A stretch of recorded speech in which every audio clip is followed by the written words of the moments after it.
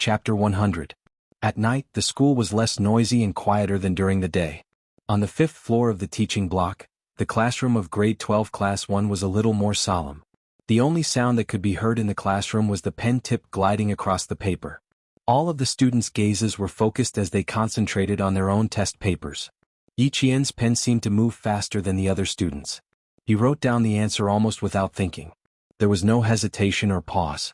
It was as if he was taking notes in class. There was no sense of stagnation at all. The two provincial first middle school teachers scanned the top students in Fujian Town Middle School. A total of 62 students from grade 2 and grade 3 had signed up for the competition. After this round of preliminaries, it was estimated that half of them would be eliminated. There was only one reason why Principal Chow chose the second day of the midterm exam for the second round of selections: to strengthen the competition. They needed to know which students performed consistently in the 4 days of exams.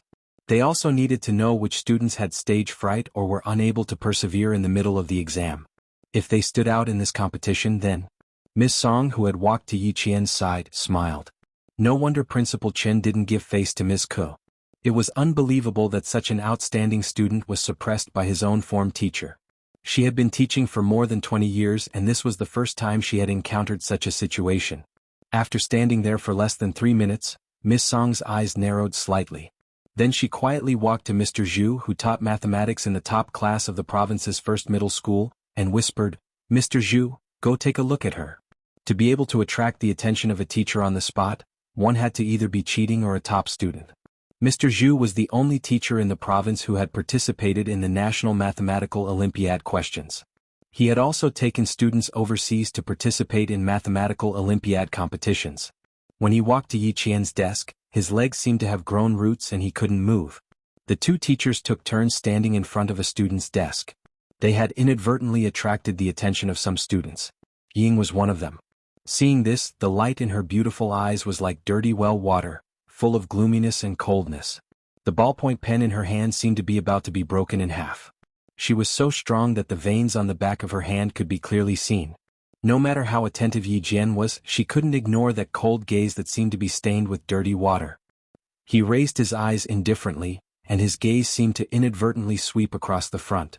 His gaze paused for a few seconds on Yi Ying's face, who was a row away, and he returned her a cold smile. Her smile was so dazzling, and it even contained disdain towards him. Yi Ying had already gritted her teeth, and the gloominess in her beautiful eyes deepened. She glared fiercely at Yi Qian. Just as she was about to lose control of her emotions, she seemed to have thought of something. She took a deep breath, bit her tongue to control her emotions and looked away. No, I can't let Yi Qian affect me. Her father was right. When she didn't have the ability to deal with Yi Qian, the first thing she had to learn was to endure. Yi Jian, who had seen her reaction, lowered her eyes, and a hint of coldness appeared in her dark, watery eyes. Yi Ying was able to succeed in her previous life not only because of her own ability, but also because of Yi Zhifan, who gave her advice. You don't know the last question? She hesitated for a long time, and this made Mr. Zhu, who was standing next to her, anxious. This question is a little difficult, but it's all learned in the second year of middle school. Think carefully. Chapter 101. The last question, geometry, was from the Provincial Math Olympiad 2 years ago. It was difficult but not difficult. Yi Qian did not expect her teacher to be so anxious when she exchanged glances with Yi Ying. She put her pen down again and wrote down the steps she had in her mind. Finally, she wrote down the correct answer. She had just written down the answer when the paper in front of her was taken away. The teacher's voice came from above. "Sit here and don't move. You can leave after I correct it." Being the first to hand in the paper always gave the other students a lot of pressure. Gao Yang, who was sitting at the back, already pursed his lips. Did she finish it so quickly? Or did she get caught cheating? No, that couldn't be right. If she was caught cheating, the teacher wouldn't be so agitated and she wouldn't be sitting quietly in the classroom. Then she must have finished it. Gao Yang could not hide the surprise in his cold eyes. He frowned and looked in the direction of Yi Ying. Seeing that the girl he admired was focused on the questions and was not affected at all, his frown eased. Teacher Zhu, who was marking the papers at the podium, was already cheering in her heart. She took very little time and got it 100% correct. No wonder Principal Chow had to come personally. This town's middle school was really talented. The rest of the students were still in the middle of the exam, but Teacher Zhu had already finished marking Yi Qian's paper. Not bad, you can leave the exam room. There was no mention of the score, but it could be seen from Yi Qian's expression and words that she had done well. She was in a hurry to find Principal Chen.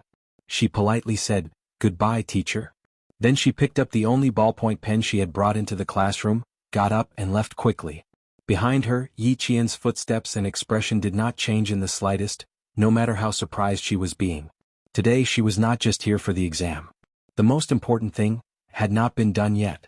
"Is this a gift from Captain Xia?" In the office, Principal Chen held a long and thin silver wire made of a special material that shimmered coldly under the light. Soft tough. This special material was really rare. Why would he give her a gift without any reason? Why would he give the girl a weapon from the suspect's hands? Not to mention the lass, even this old man wanted to know. Since such a good thing has been given, just accept it.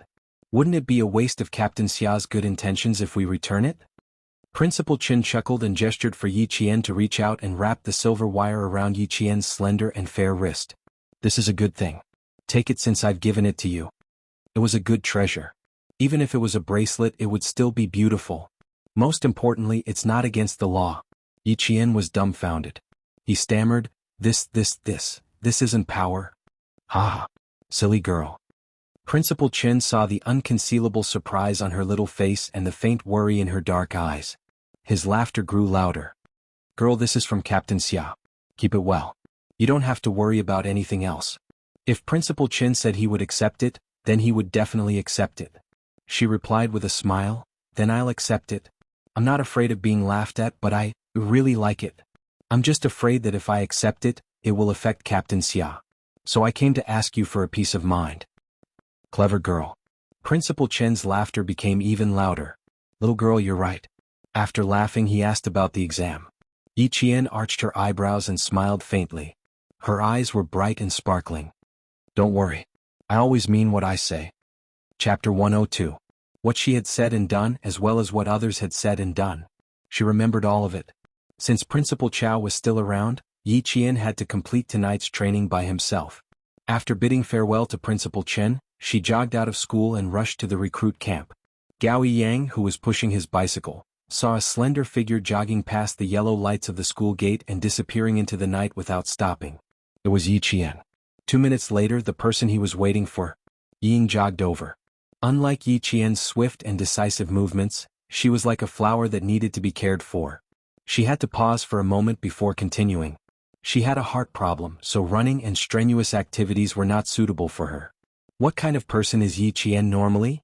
After Gao Yang, who was sitting on the back seat of the bicycle with Ying, had driven some distance away, the young man's low, hoarse and slightly puzzled voice could be heard in the cool night breeze. "I didn't notice any strong points in her before, but now it seems like she's been hiding it on purpose." He didn't have any other intentions, he was just asking his own question. Yi Ying's expression changed. She gripped his shirt tightly and smiled. "I don't know, I've never been on good terms with her. You'll have to ask her yourself to see if she's hiding them." "What's going on?" Gao Yang had been paying more and more attention to Yi Qian these past few days. "Forget it, I'm just asking," he answered indifferently and didn't ask any more questions. She had been kicked, she had been beaten. She had to leave a deeper impression. From Monday to Wednesday, Yi Jian's figure would appear in the classroom of grade 12 class 1 for every exam in the 3 subjects of mathematics, physics, and chemistry. After 3 days, it had caused quite a stir in the entire grade. Bad rumors began to spread around the school. The general idea was, bad students make more trouble. Did you hear that? Bad students make more trouble. I have to add, ugly people make more trouble. As soon as Yi Qian entered the classroom, he heard He Jimin gloating over his misfortune. He could tell that she was deliberately saying it for him to hear. Tan Wei frowned and tugged at He Jimin's sleeve. "Lower your voice. Why should I speak softly? I'm telling the truth." He Jimin, who had finally vented her anger, would not let go of the opportunity to step on Yi Qian. She stood up, raised her chin and said provocatively, "If you want to make a fool of yourself, then don't blame the bystanders for talking too much." When Jessen heard this, she was furious. She rolled up her sleeves and was about to rush over. "Yi Jimin, you're really capable. If you have the ability, go ahead and do it yourself." If she could go anywhere, Zhang Na said airily. Only incompetent people would go around making trouble. Yi Qian, who was standing in the middle, smiled and patted their shoulders. His gaze was straight and cold. he said with a faint smile. Do you know why I don't want to talk to a certain someone? It's just a feeling. If I look at her for too long, I'll have nightmares for days. It's true that ugly people make more trouble. Others had already bullied him. If he didn't return the favor, how could he? In the land of etiquette, he naturally had to return the favor. When Jimin heard Yi Qian call her ugly, her face instantly twisted. She pounced over as if she was going to bite him. Yi Qian, I'll let you be smug, I'll let you be smug. Are you sure you want to fight? Yi Qian walked over. His cold gaze had a hint of ruthlessness. He smiled and said, I realize that you have a bad memory. That's good too. Let's fight and you'll remember. Chapter 103. Yi Ying, who had been listening for a long time, looked gloomy.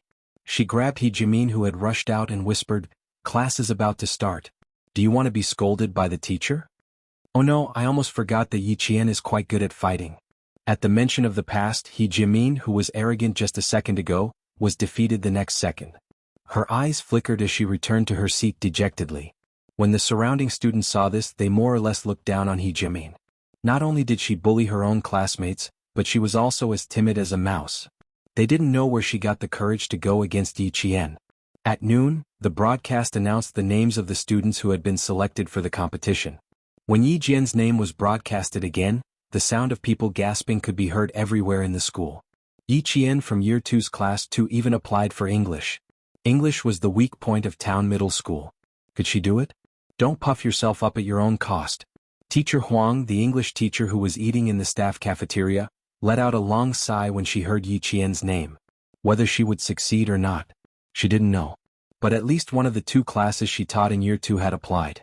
Yi Qian applied for mathematics, physics, and chemistry, but it didn't cause much of a reaction. But when they found out that she applied for English, the reaction was huge. As long as there were students around, they would definitely hear that the most discussed topic was Yi Qian. As for the boys, the most discussed topic was Yi Qian's appearance. When it came to Yi Qian's appearance, no one said that she was ugly. I didn't realize she was pretty before. Now that I look at her, she's getting prettier. Her face is small and her facial features are exquisite. More importantly, have you noticed that she has an indescribable aura about her? Hey, you guys noticed it too. I thought I was mistaken. I just thought, did she wear our school uniform incorrectly? She shouldn't be wearing the uniform. Gao Yang, who was listening to his classmates' irrelevant conversations, put down his spoon and sneered, That's not what we're concerned about. Do you think she can do English? Aha, Gao Yang, English isn't the point. The important thing is the beauty. The boy laughed heartily. Seeing that all the girls in the class were sneaking glances at him, he sighed and said sadly, You have a beauty by your side. How can you understand our thoughts? Gao Yang was already pursing his lips. English? Could she do Yi Qian? After a while, he snorted coldly. Fine, let her make a fool of herself. Then she will know what it means to act according to one's ability. Yi Qian, who even the English teacher did not have high hopes for, ate his lunch without any pressure. Was it difficult for him to take the English test at night? Would he be sad about those unfamiliar, tongue-twisting medical books with especially long words? As for speaking, she had been a top tour guide for international tours, so speaking wasn't difficult for her. At this moment, the students' secret discussions about Yi Qian were already out in the open. The moment they saw him, they said, Which Yi Qian from Class 2? Last time Yi Qian used her super memory to shock more than 30 students. This time she used another method to create a storm in the school. Her name was already being passed around by the students for the entire Thursday afternoon. The students who had seen Yi Qian's super memory felt that it might not be difficult for her. When they heard their classmates mention Yi Qian in an extremely sarcastic tone, they would also stand up for him. However, in the end they chose to wait and see. Chapter 104. When Yi Ying heard that Yi Qian was participating in the English competition, she chuckled. You overestimate yourself. She believed that Yi Qian could do well in other subjects. But for English, the sun would rise from the west if she was not good at it. There were so many top students out there and she even had to learn English. They were just waiting for her to make a fool of herself. As the deputy mayor, Yi Zhifan had a great influence on Yi Ying. She was slowly learning how to plan ahead. But for Yi Qian, there were plenty of people waiting for her to make a fool of herself. It didn't matter if Yi Qian was there or not. Yi Qian walked into the classroom and found her seat, waiting for the exam papers to be handed out. The other 9 students, including Gao Yang, looked at Yi Qian subtly. The 9 of them were the top students in English in the 2nd and 3rd year. Yi Qian from the second-year class. Where did she get the confidence to even sign up for English? Gao Yang, who was sitting in the corner, saw this and pursed his lips into a straight line. Why did she have to embarrass herself in school? So many students were secretly laughing at her. Wouldn't it be better to keep a low profile? The teacher hadn't come in yet. Gao Yang stood up and walked behind a girl. Although his voice was cold, he was polite. Hello, can I exchange seats with you? There are 10 people in the exam, so you can sit anywhere. Yi Qian didn't turn around. It didn't matter who sat behind her. If you don't know how to do it, keep it. When the exam papers were handed out, Gao Yang's low and cold voice sounded. I'll give you the answer after I'm done. No matter what, she had to pass this test first. She couldn't let those talkative students say anything bad. Yi Qian was a girl after all. In front of her, Yi Qian, who had already started writing, stopped. She turned her head and looked at Gao Yang, who seemed to be planning for her. She smiled faintly and said, You're confident in English because you've lived abroad, right? I'm helping you, Yi Qian. It didn't sound like he meant anything else, but it made him feel a little uncomfortable. I'm indeed confident. Yi Qian raised his eyebrows and smiled. His dark eyes shone like stars as he said, What a coincidence. I'm also very confident in myself. I'm sorry, but I really don't care for your so-called help. You. Gao Yang's handsome face immediately changed. His eyes were cold as he stared at the figure who was already sitting upright. Yi Qian, don't be ungrateful. Tsk, what should I do? She didn't know what was good for her. With the sound of the tape turning, the first question, listening, began. No matter how angry Gao Yang was, he could only give up. After the listening test was over, Yi Qian's pen flew across the paper. When it came to the last reading question, Yi Qian directly handed the paper to Teacher Song and politely said, Goodbye. He left the 9 students who were still taking the exam. He didn't return to the classroom.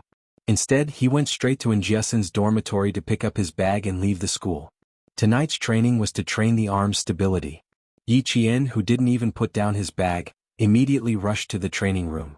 At this time, Principal Chen had already been waiting for a long time. The results of the exam were never the focus of their conversation.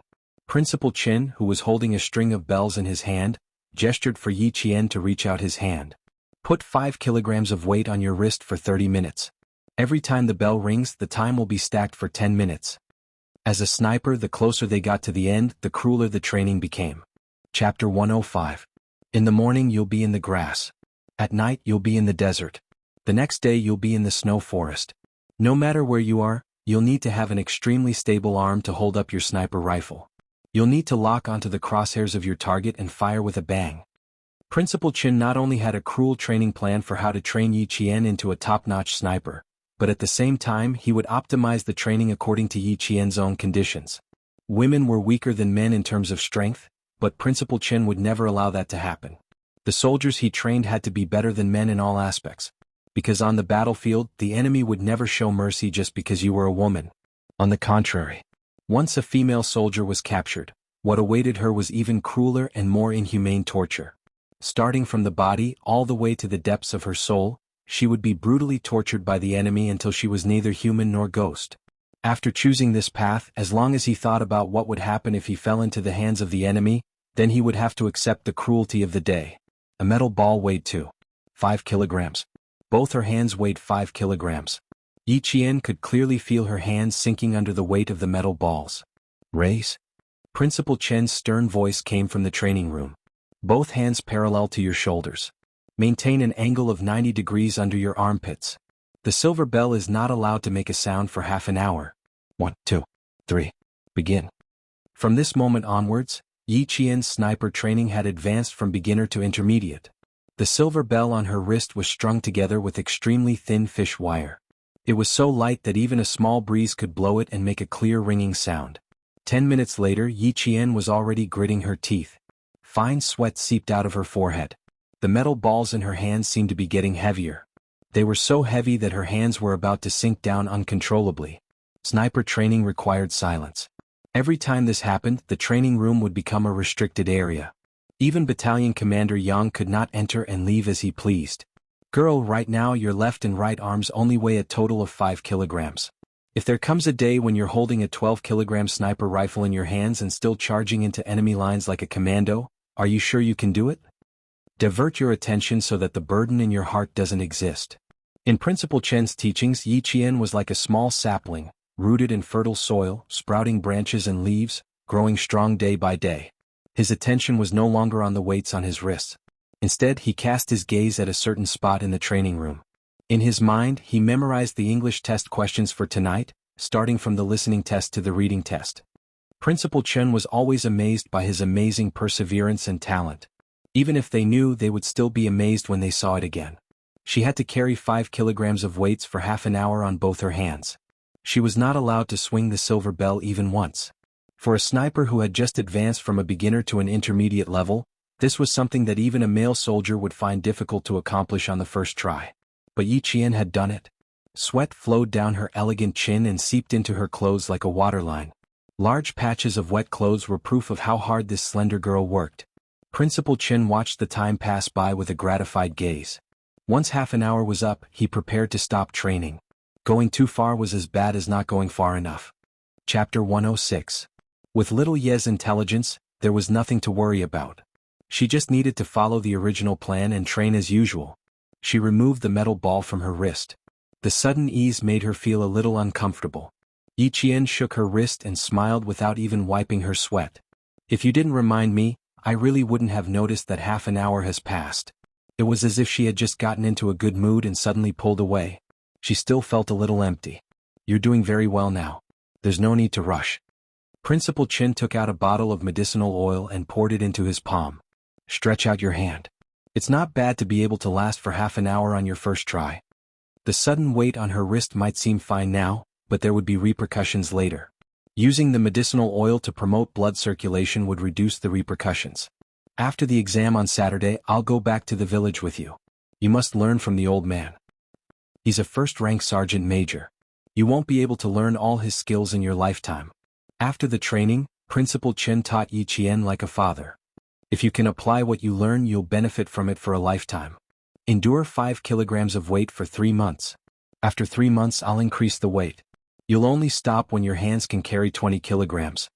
When he was able to walk as if he was flying while holding a 20-kilogram gun in his hand, and was able to lay down immediately to snipe the target, Yi Qian already had the reflexes of a top sniper. Yi Qian had always gritted his teeth and persevered. Hearing this, he smiled and said, 20 kilograms is the end.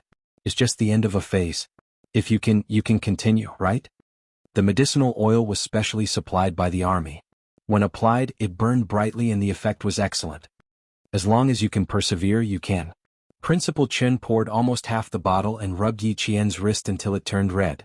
These 2 hands, I'm afraid you'll suffer a little in the exam tomorrow. The next day, when Yi Qian got out of bed, his hands were so sore that it was difficult to even hold a cup of water.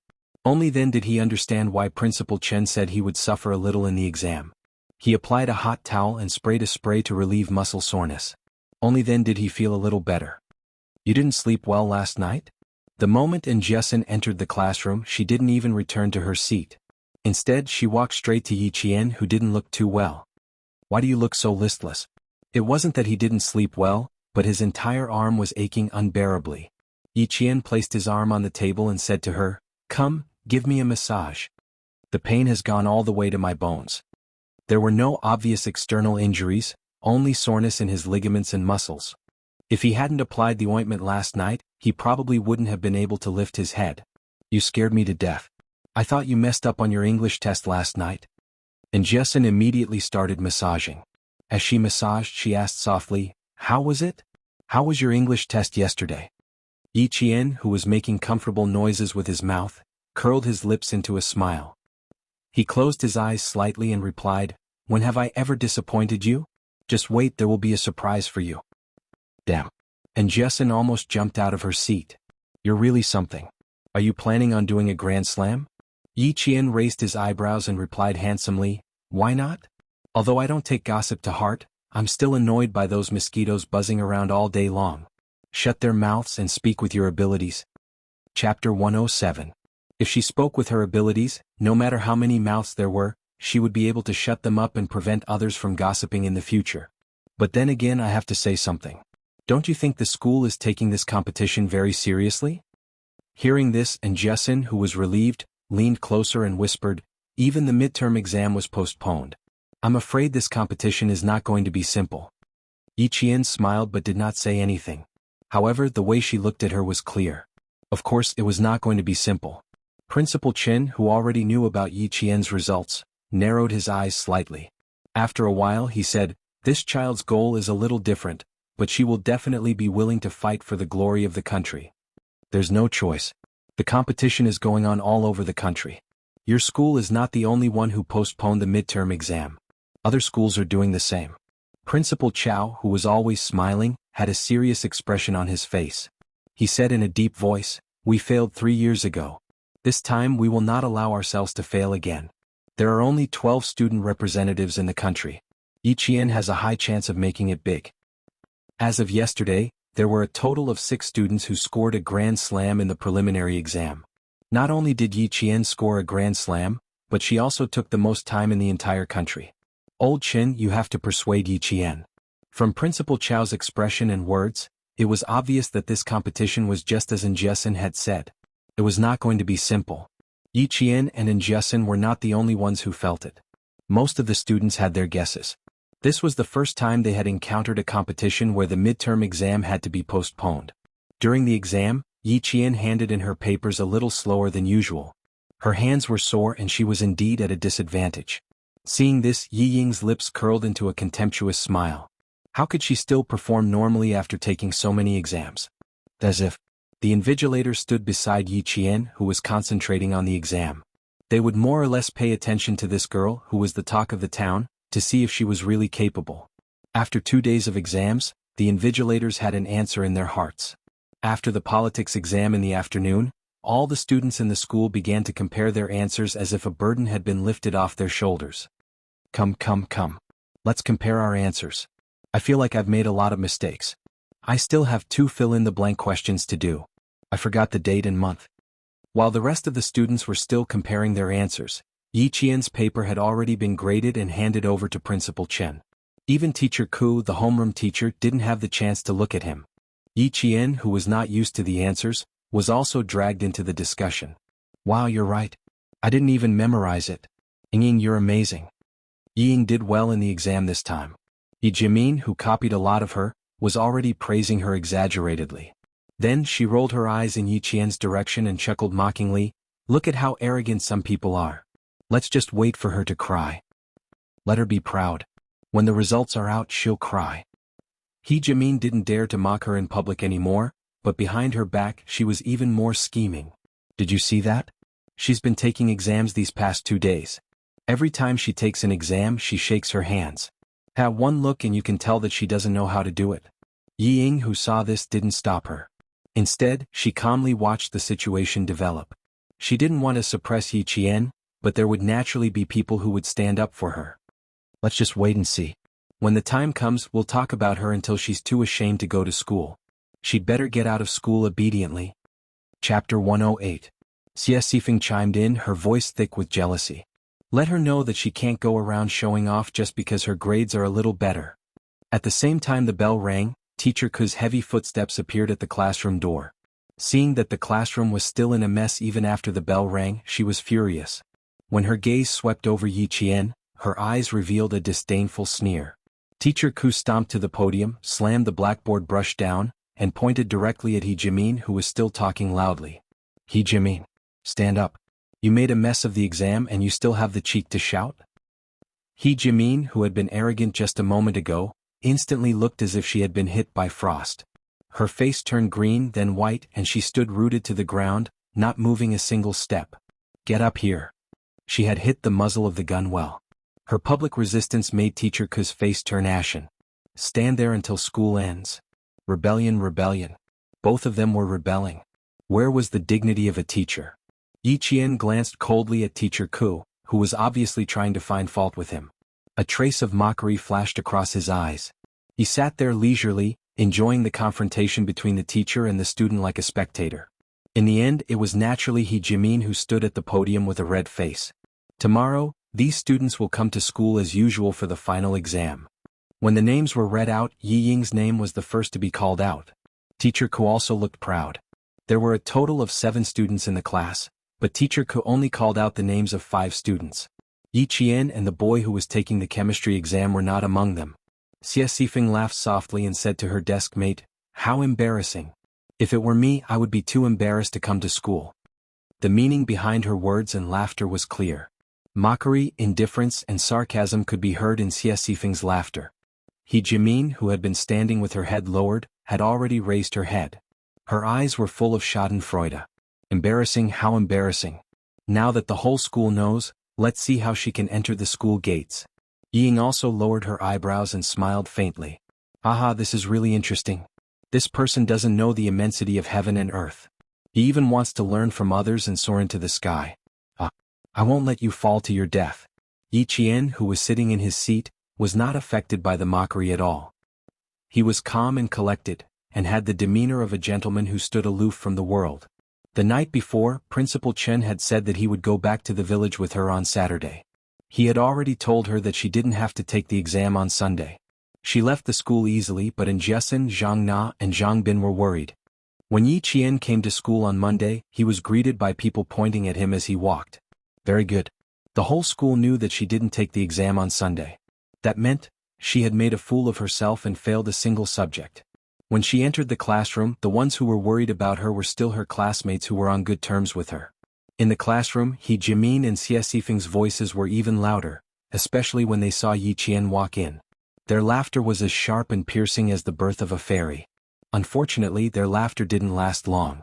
When Yi Qian's name didn't appear on Saturday, Teacher Ku's expression was a little smug. This time, when she entered the classroom, her face was as black as the bottom of a pot. She started scolding the moment she arrived, and she didn't stop for at least 10 minutes. Yi Qian, who had noticed the classroom door, stood up and said with a faint smile, "Teacher Ku, if you continue scolding like this, Principal Chen will probably get angry." Chapter 109. She was about to lash out at Yi Qian, but when she heard this, she turned her head, and saw Principal Chen standing at the door with a cold expression. Teacher Ku was so flustered that her knees went weak. She forced a smile and said, "You're here. You're here for, I didn't come at the right time. Sorry to disturb Teacher Ku's lecture." Principal Chen replied faintly as he walked into the classroom. His intimidating gaze swept across the faces of all the students in class 2. Finally, his gaze paused on Yi Ying, Xie Xifeng, and He Jimin for a few seconds. Unity, love, harmony, and friendliness. You can see these words when you look up. But to my disappointment, I don't see these qualities shining like gold in some of the students in class 2. As the principal, he naturally wouldn't mention who it was. However, whoever his gaze lingered on would know in their hearts. Yi Ying's face turned red. She was sensitive enough to know that when Principal Chen mentioned some of the students, she was one of them. "Teacher Ku, you've been scolding them for so long. Some of the students might feel better, but to some of them you're hurting them." After scolding the students, Principal Chen didn't give Teacher Ku any face at all. "Since Teacher Ku doesn't want to announce the results of Class 2, then I'll do it on your behalf. We'll start from the 10th place. After scolding for so long, I'll let you take a breather." The last sentence made the nervous students laugh out loud. No one wanted to be scolded, but no one dared to stand up like Yi Qian and interrupt Teacher Ku's scolding. Starting from the 10th place, the students who heard the name heaved a long sigh of relief. At least they maintained their ranking. When it came to the top 3. When Yi Qian's name didn't appear, He Jimin, who was in 9th place, couldn't help but laugh. When Yi Ying was in 3rd place, her applause was louder than anyone else's. Her hands were red from clapping. But she didn't know that Yi Ying, who had always been in 1st and 2nd place, had already glared daggers at her countless times.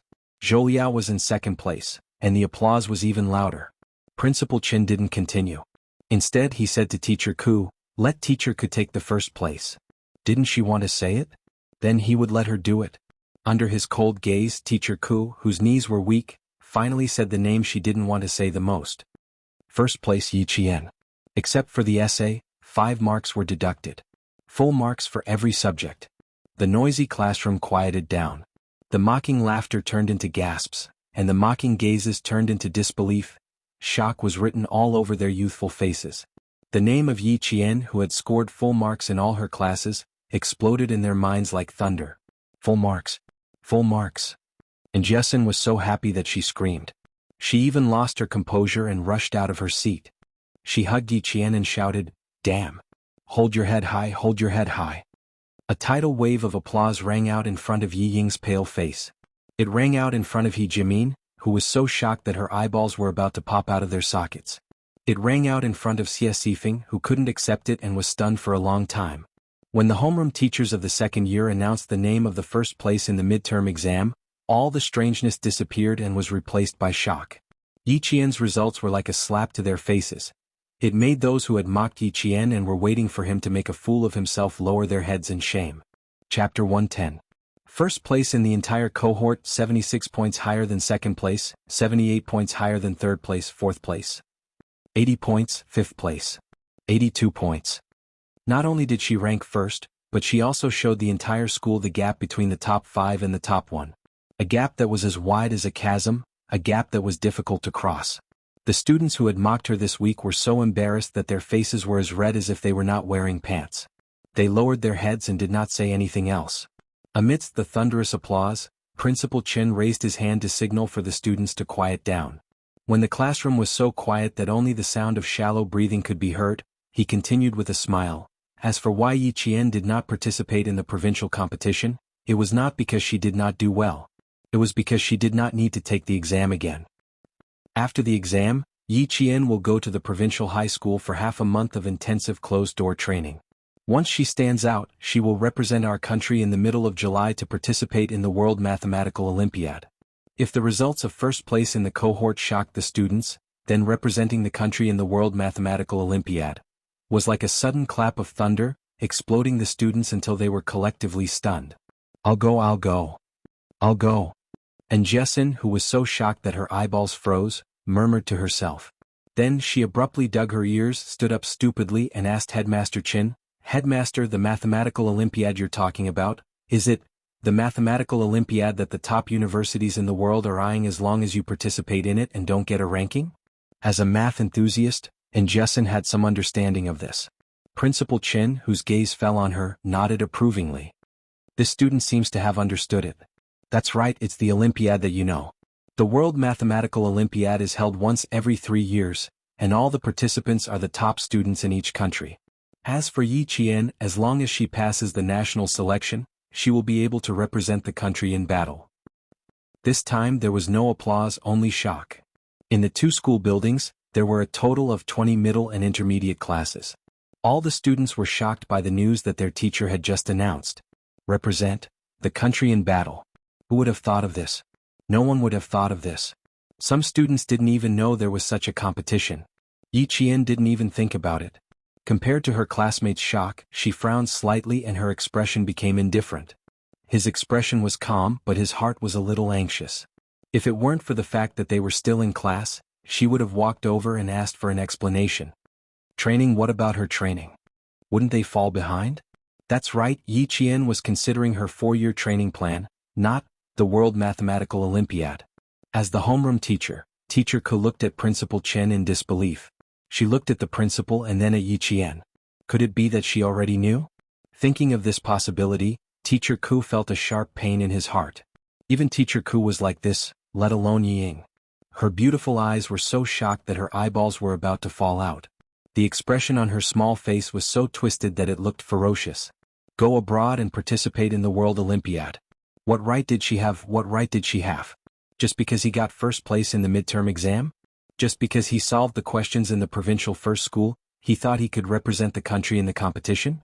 Headmaster Chin, you're being too biased. Do you think the World Olympiad is a game? Chapter 111. Jealousy grew like wild grass. Even though Yi Ying's head was lowered and no one could see the expression on her face, the gloominess she exuded was like a swamp full of animal carcasses, dark and cold. It made one's hair stand on end. Tan Wei, who was sitting to her right, subconsciously turned to look at her. Before he could speak, he was frightened by the expression on her face and his eyelids twitched. Tan Wei's heart sank. Unlike Xie Sifeng and He Jimin, who always followed Yi Ying's lead, Tan Wei quietly looked away. This Yi Ying was so unfamiliar that she felt terrified. Principal Chin? Teacher Ku suppressed the panic in her heart. She didn't care that they were in front of the students and asked, "Is this decision yours or?" "The decision is in the province's #1 middle school. It's up to the students' grades, not up to me." Principal Chen glanced at Teacher Ku indifferently, blocking all her questions. "Of course, don't be happy too early. Whether or not you can go abroad for the competition, You still have to go through 2 rounds of screening before you can truly enter the closed-door intensive training. The noisy classroom fell into a brief silence. It turned out that they still had to go through 2 rounds of screening before they had a chance. It was so difficult. They didn't know if Yi Qian would succeed. But whether or not he succeeded, Yi Qian skipped the first round of screening, which meant that he was strong enough. Thinking of this, they secretly looked at Yi Qian with a hint of awe. Before I leave, I have one more thing to say to the students of Class 2. Headmaster Chen's eyes, which were as vast as the sea, looked at the young faces and said meaningfully, I still stand by my words. Results don't mean anything. Character is what separates nobility and lowliness. Character is the difference between nobility and lowliness. Yi Ying, who hadn't raised her head, felt her vision darken and she almost fainted. Was he referring to her? Was he referring to her? Yi Qian, Yi Qian. Yi Ying gritted her teeth and cursed viciously in her heart. It seemed that this was the only way to get rid of the hatred in her heart, but she didn't know that the more she did this, the more detestable she looked. To Yi Qian, this was just an insignificant thing in her life. It wasn't worth being happy about. Of course, using grades to shut the mouths of the students for a long time saved a lot of trouble. After the language class, Teacher Ku, who had lost her dignity as a teacher, almost ran away. She couldn't do anything to Yi Qian now. She couldn't scold or hit. She didn't even Yi Qian's. Looking at her fleeing figure, Yi Jian, whose eyes were slightly cold, sneered coldly. She would never forget how Teacher Ku's in collusion with Sun Dongqing's in the past. She would never forget how she had slapped her hard in front of the entire class and scolded her, "You're a disgrace and a loser. You don't deserve to be her student." In this life, she would make sure that Yi Qian never stood in front of the lecture table again, because she didn't deserve to be a teacher. For the whole morning, Yi Qian was bathed in the subtle gazes of her classmates. Those rumors disappeared instantly as if they never happened. On the way to the cafeteria at noon, and Jessen was proud of herself. She lowered her voice and gloated. When Principal Chen appeared, Teacher Ku was so scared that her legs turned to jelly. Oh my, you don't know how I felt at that time. It was like drinking honey water. My whole body felt comfortable. Chapter 112. Yi Qian glanced at her with a smile and said calmly, "You still have more than a year to live under her. Student, and restrain yourself. After all, she's still our old." A student suddenly walked over and interrupted Yi Qian. "Student Yi, I'm sorry." The boy suddenly apologized. After that, he bowed deeply. "I hope you can get better results in the upcoming exams so that you can represent our country in the competition." This unforeseen event made Yi Qian's lips curl up slightly. Starting over, everything was so beautiful. He smiled and said, "Thank you, I will work hard." After experiencing the storm, the rainbow had appeared. From the school building to the cafeteria, Yi Qian had already received countless apologies from his classmates. At the same time, he had also received kindness from his classmates. The corners of Jessen's eyes were slightly moist. "Yi Qian, from now on no one will say anything. No one will dare to doubt you." "I'm not afraid of being doubted, nor am I afraid of being talked about." Yi Qian's eyes were cold as he looked at the horizon. The sun pierced through the clouds like a sharp sword, splitting the darkness and welcoming the endless light. "I'm only afraid that if I stay where I am, I will eventually disappear from the world like a speck of dust. My efforts are not to prove anything to them, but to live a better life for myself. To live, do you understand?" Her last sentence was like an old woman who had experienced the vicissitudes of life. She summed up all her persistence in one word: live. Yi Qian's words were like the evening drum and the morning bell in Jessen's heart. This kind girl instantly understood many things. One is marked by the company one keeps. Yi Qian's charm could always imperceptibly affect the lives of those close to her. Seeing Yi Qian being talked to by his classmates from time to time, the leaves in Yi Ying's hand were stained green by the green juice between her fingers. Anger had already taken root in her eyes and could not be moved away. Liao Jian's figure flitted past the lush trees. Yi Ying looked away and walked towards the famous reading pavilion in the school. The reading pavilion was located in the middle of 2 school buildings. It was surrounded by tall trees with green leaves. In the morning, many students would read here. At noon, there was no one in the reading pavilion. Yi Ying walked along the bluestone path and saw Liao Jian with a cigarette in his mouth. He looked like a gangster. "Alright, my dad told me to tell you that your dad will be back in 2 months. Yi Ying didn't like talking to this kind of poor student, but she couldn't be too far away, so she could only suffer. "Also, have you found out what I want you to do?"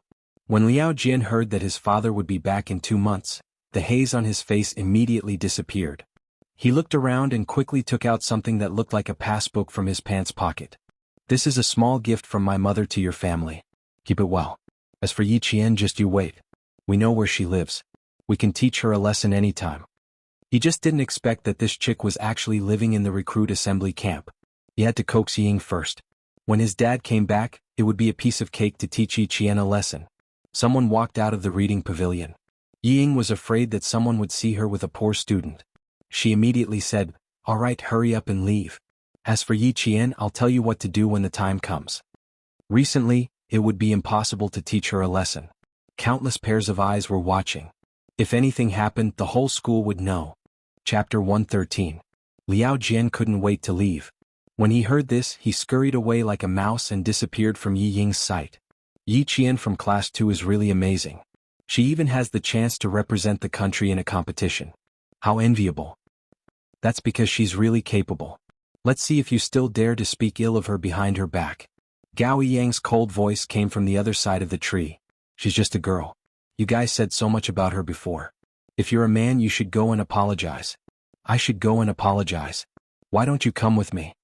Hearing this, Yi Ying, who was about to leave, stopped. She wanted to hear Gao Yang's reply.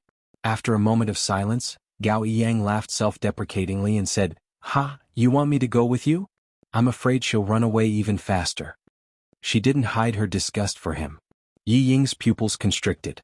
After the footsteps left, she laughed softly and left the reading pavilion expressionlessly.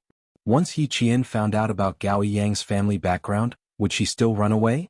She would definitely be like a housefly and keep a close eye on him. In the entire school, wherever students gathered, Yi Qian's name would always be heard. This storm continued until June. After June, the weather was so hot that people just wanted to soak in cold water to cool off. For Yi Qian, no matter how hot the weather was, it couldn't stop her from studying. In the teacher's meeting room, Yi Qian, who had already started a study room, began to systematically study the first year's curriculum. When the third-year teachers found out that Yi Qian had a 50% chance of representing the country in a competition, they spontaneously organized to sacrifice their lunch break and take turns tutoring for Yi Qian. As a teacher, it was their duty to teach their students. They were very willing to give Yi Qian private lessons. No teacher would dislike a student who could self-study all the third-year subjects in a month and achieve high grades. If this kind of talent was buried, it would be the fault of the teachers. 2 weeks before the second year's exams, the school finally received the results of the selection of students who could participate in the provincial exams. Other than Yi Qian, who had already been confirmed as a student, Gao Yang Ying and Zhou Liao, a total of 18 students, would be sent to the provincial capital the day after the midterm exams. When Sun Dongqing heard about this from Yi Zhifan, she wanted nothing more than to hang a string of firecrackers at the door. Going overseas? Her daughter could go overseas to participate in the competition. This was such a great honor. Don't make so much noise outside. Ying still needs to pass 2 more tests. After Yi Zhifan finished speaking, he began to regret his words.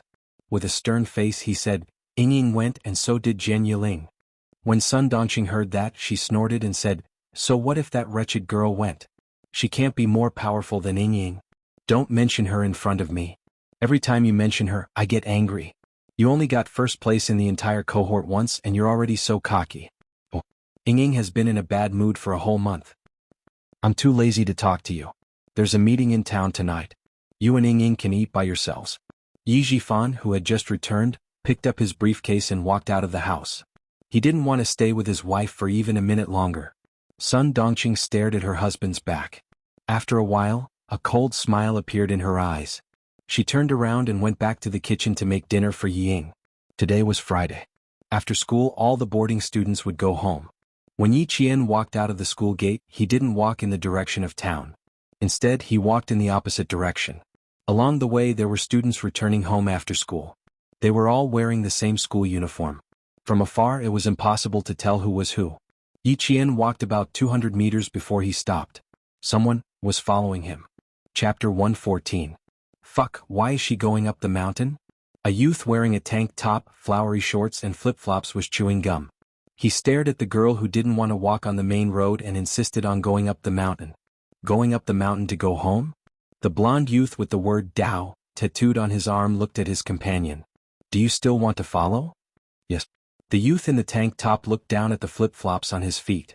Fuck, let's go in and take a look. If there's anything good, come back and tell Brother Liao. You go after her first, I fucking wore the wrong shoes. The Brother Liao they were talking about was Liao Jian's father, Liao Yud. Once they entered the mountain, they would be in Yi Qian's territory. Yi Jian, who was standing behind the tree, looked coldly at a yellow-haired young man who walked past her. She looked back and saw another young man who was chasing after her while cursing. After the blonde youth walked out of sight, Yi Qian walked out from behind the tree and stood directly in front of the youth in the tank top. She smiled and said, "Why are you following me?" She walked out directly, scaring the youth who was walking with his head down. After being stunned for a moment, he recognized the student who was blocking his way. Fuck, she's gone. The blonde youth rushed to the front but didn't see anyone, so he immediately turned back. After 3 to 5 minutes of separation, he saw his friend with a piece of yellowish-yellow rag stuffed in his mouth.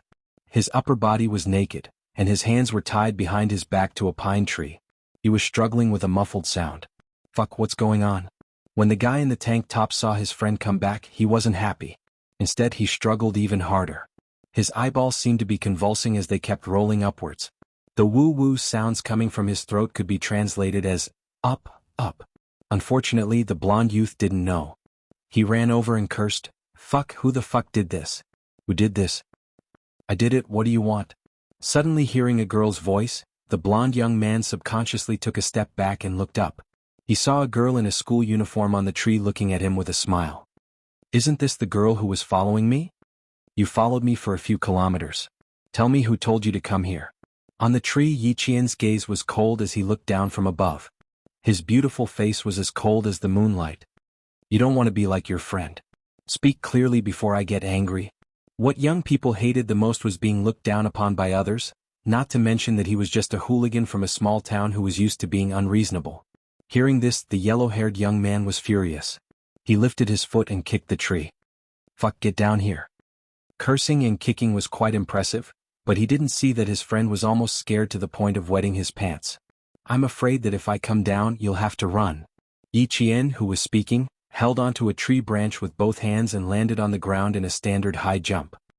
He smiled at the yellow-haired young man who was trying to show off. "Looks like you guys are going to be in the same boat tonight." Even without months of training, Yi Qian was still capable of taking care of 2 hooligans. He didn't even need to expend any effort to take them down.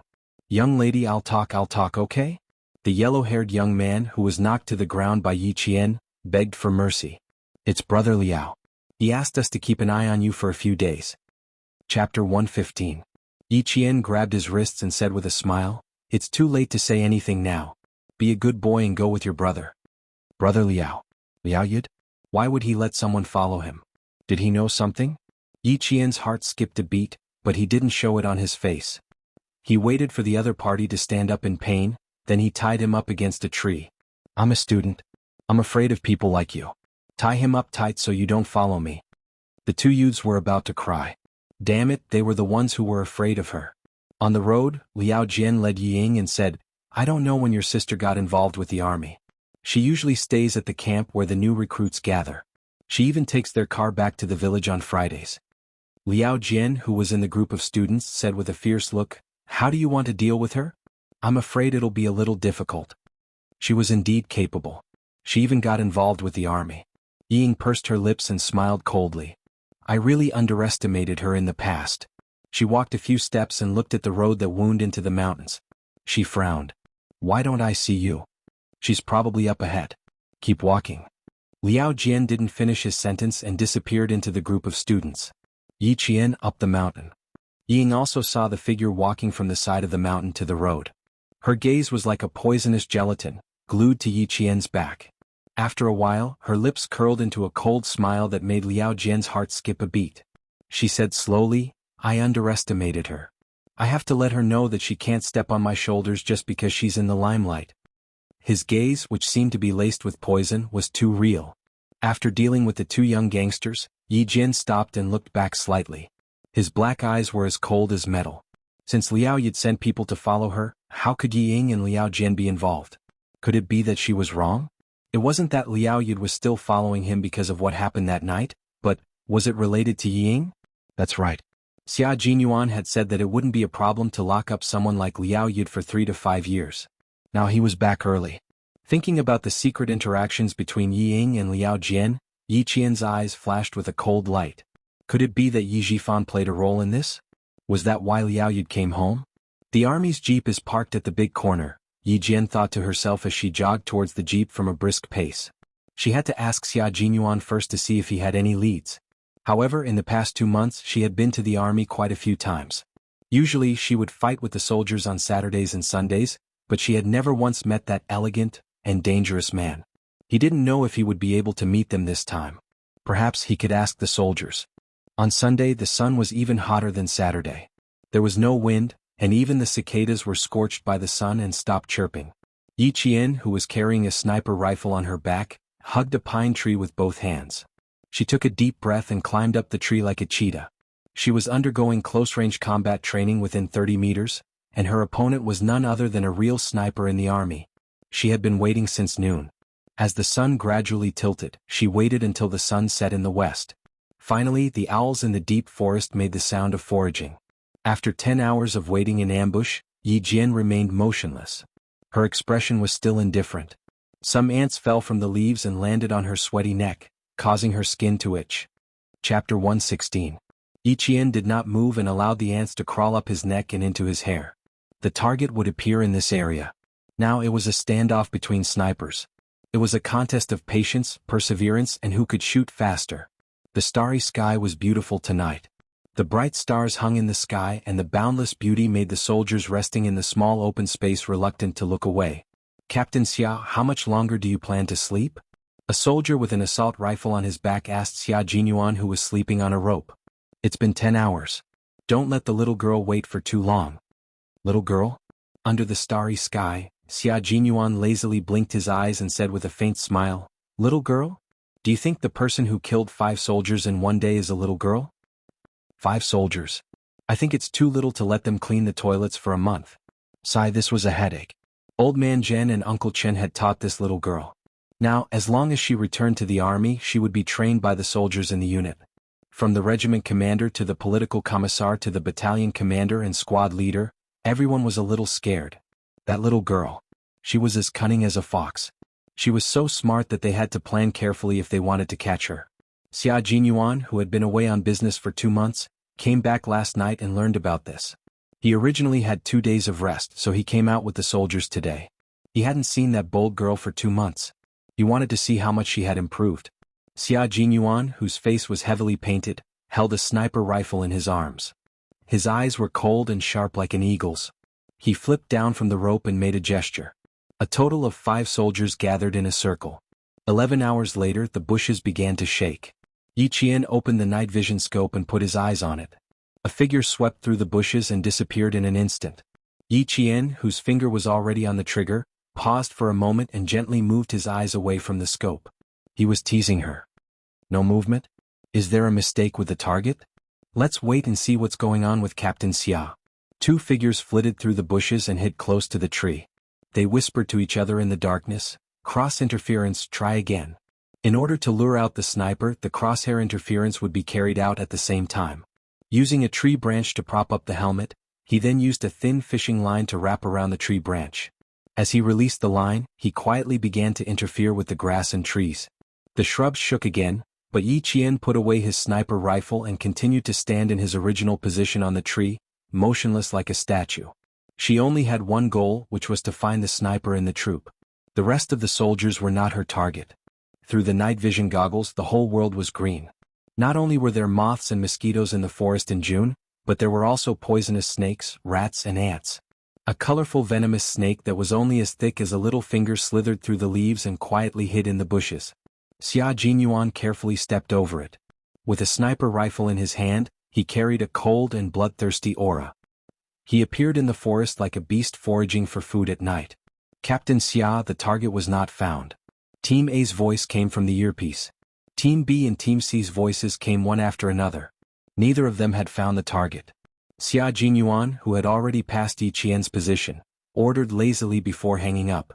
Go back and wash the training uniforms of the 2 squads for 2 weeks. Chapter 117. The 6 soldiers almost burst into tears. Last night when they came back, they punished their comrades from Class 5 to clean the toilets. Today when they came back they punished Class 2 to wash their training uniforms. They might as well have run 10 laps around the field. It was 9 o'clock in the evening. It had been 13 hours since the ambush began. Finally, about 400 meters away the leaves rustled softly. It was very soft, like the sound of a wild rabbit running through the forest. But Yi Qian knew that it wasn't the sound of a rabbit. It was her target, the other sniper, who was moving. During the day Yi Qian could accurately hit a target within 370 meters if he had a wide field of vision. But sniping in the forest at night was much more difficult. Half an hour later the leaves rustled softly again. Yi Qian moved his eyes closer to the scope. In that green world, it was still quiet, without a trace of movement. Xia Jinyuan, who was hiding behind a tree, gently pulled back his camouflage helmet. A gunshot came from his 4 o'clock and hit his camouflage helmet. In a split second, Xia Jinyuan moved his sniper rifle and shot at a tree about 6 meters away from his 4 o'clock. There was a faint smell of chemicals in the air. Yi Qian's shot had failed, and at the same time, his counterattack had failed. The guns in their hands weren't real sniper rifles loaded with bullets. They were sniper training rifles designed to be identical to a real sniper rifle. Similarly, the bullets weren't real bullets either. There was a sound like a snake slithering through the leaves. In a flash, Xia Jinyuan jumped and dodged Yi Qian's first sneak attack. Since the 30-meter sniper had failed, it was time for a close-range attack.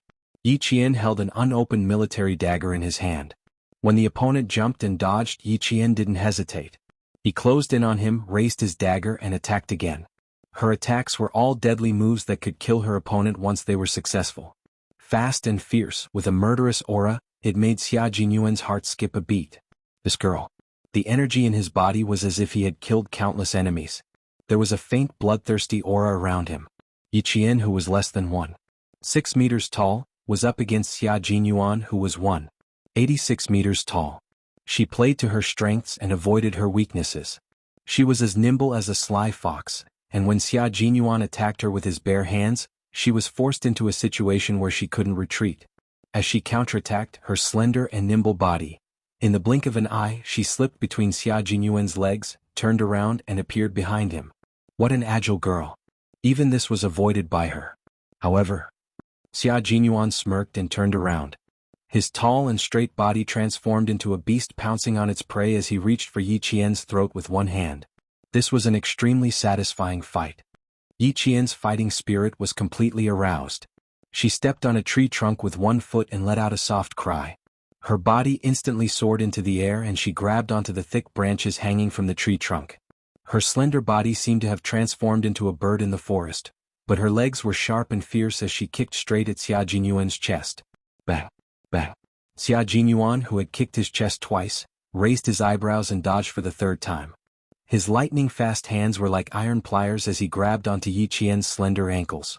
Then, with a forceful pull, Yi Qian was pulled down along with the vines. Then, with a twist, Yi Qian was pinned under a thick layer of withered leaves. He purposely chose the ground so that Yi Qian, whose chest was on the ground, would fall on the thick layer of withered leaves to reduce the pain caused by the impact. Chapter 118. Little girl, you're the first person to kick me twice in the chest in recent years. Xia Jinyuan chuckled softly. His clear voice broke the atmosphere of the fight. You're very strong too. I'm afraid there will be 2 bruised footprints tomorrow. During the fight, Yi Qian felt like Xia Jinyuan. However, he thought that it was unlikely that Xia Jinyuan would practice with him, so even if he had doubts, he didn't say anything. When he heard Xia Jinyuan's voice, he let out a long sigh. Captain Xia, are you trying to bully me? It's a waste for an all-round soldier to fight me. She was still struggling, trying to escape from under his body. Xia Jinyuan looked at her youthful face through the night vision goggles. The smile in his eyes deepened. For now, no one can escape from me. Save your energy. You're a bold girl who defeated 5 of our soldiers in one go. Could it be that he had specially come here to seek revenge? Shouldn't you be more grateful to me? The feeling of being pinned down in the dead leaves was not an ordinary kind of uncomfortable, especially when his iron arms were holding her hands. He was so strong that if she moved a little he would tighten his grip. Look at this little fox. She really knows how to talk. She hit the nail on the head. They were indeed thanking her. That was why the 5 soldiers had to clean the toilets every day to reflect on themselves. Xia Jinyuan raised his eyebrows and smiled. Indeed, we have to thank you. That's why I came here personally. Do you admit defeat? Even though he felt that he had an unfair advantage, He found it interesting when he saw the bright and beautiful expression on the little girl's face. Admit defeat? Why not admit defeat? Yi Qian didn't struggle and sighed. I admit defeat. Of course I admit defeat. It doesn't matter if you're an all-round soldier or not. I didn't win against you. This is the difference between our abilities. Every time she met him, she would see the difference between them. The little girl had always been able to accept her shortcomings and didn't avoid them. He admired this very much. The difference between our abilities is a few years of training. It's the difference between an underage girl and an adult man. But little girl, you can kick me twice in less than half a year. That's enough to make the soldiers in the army blush with shame. There are a lot of ants in the dead leaves. Get up first. Xia Jinyuan loosened his grip and pulled her up from the dead leaves. Yi Qian, who was about to get up, suddenly chuckled and launched another sneak attack. He jumped up and wrapped his elbows around Xia Jinyuan's neck from behind. He stepped on Xia Jinyuan's knee with one foot and pushed Xia Jinyuan, who was 186 meters tall, to the ground in an extremely valiant manner. This time their positions were reversed. It was Yi Jian who straddled Xia Jinyuan's muscular waist. The dagger in her hand was directly placed beside his throat. Captain Xia, all's fair in war. Are we even? Xia Jinyuan's voice was cold.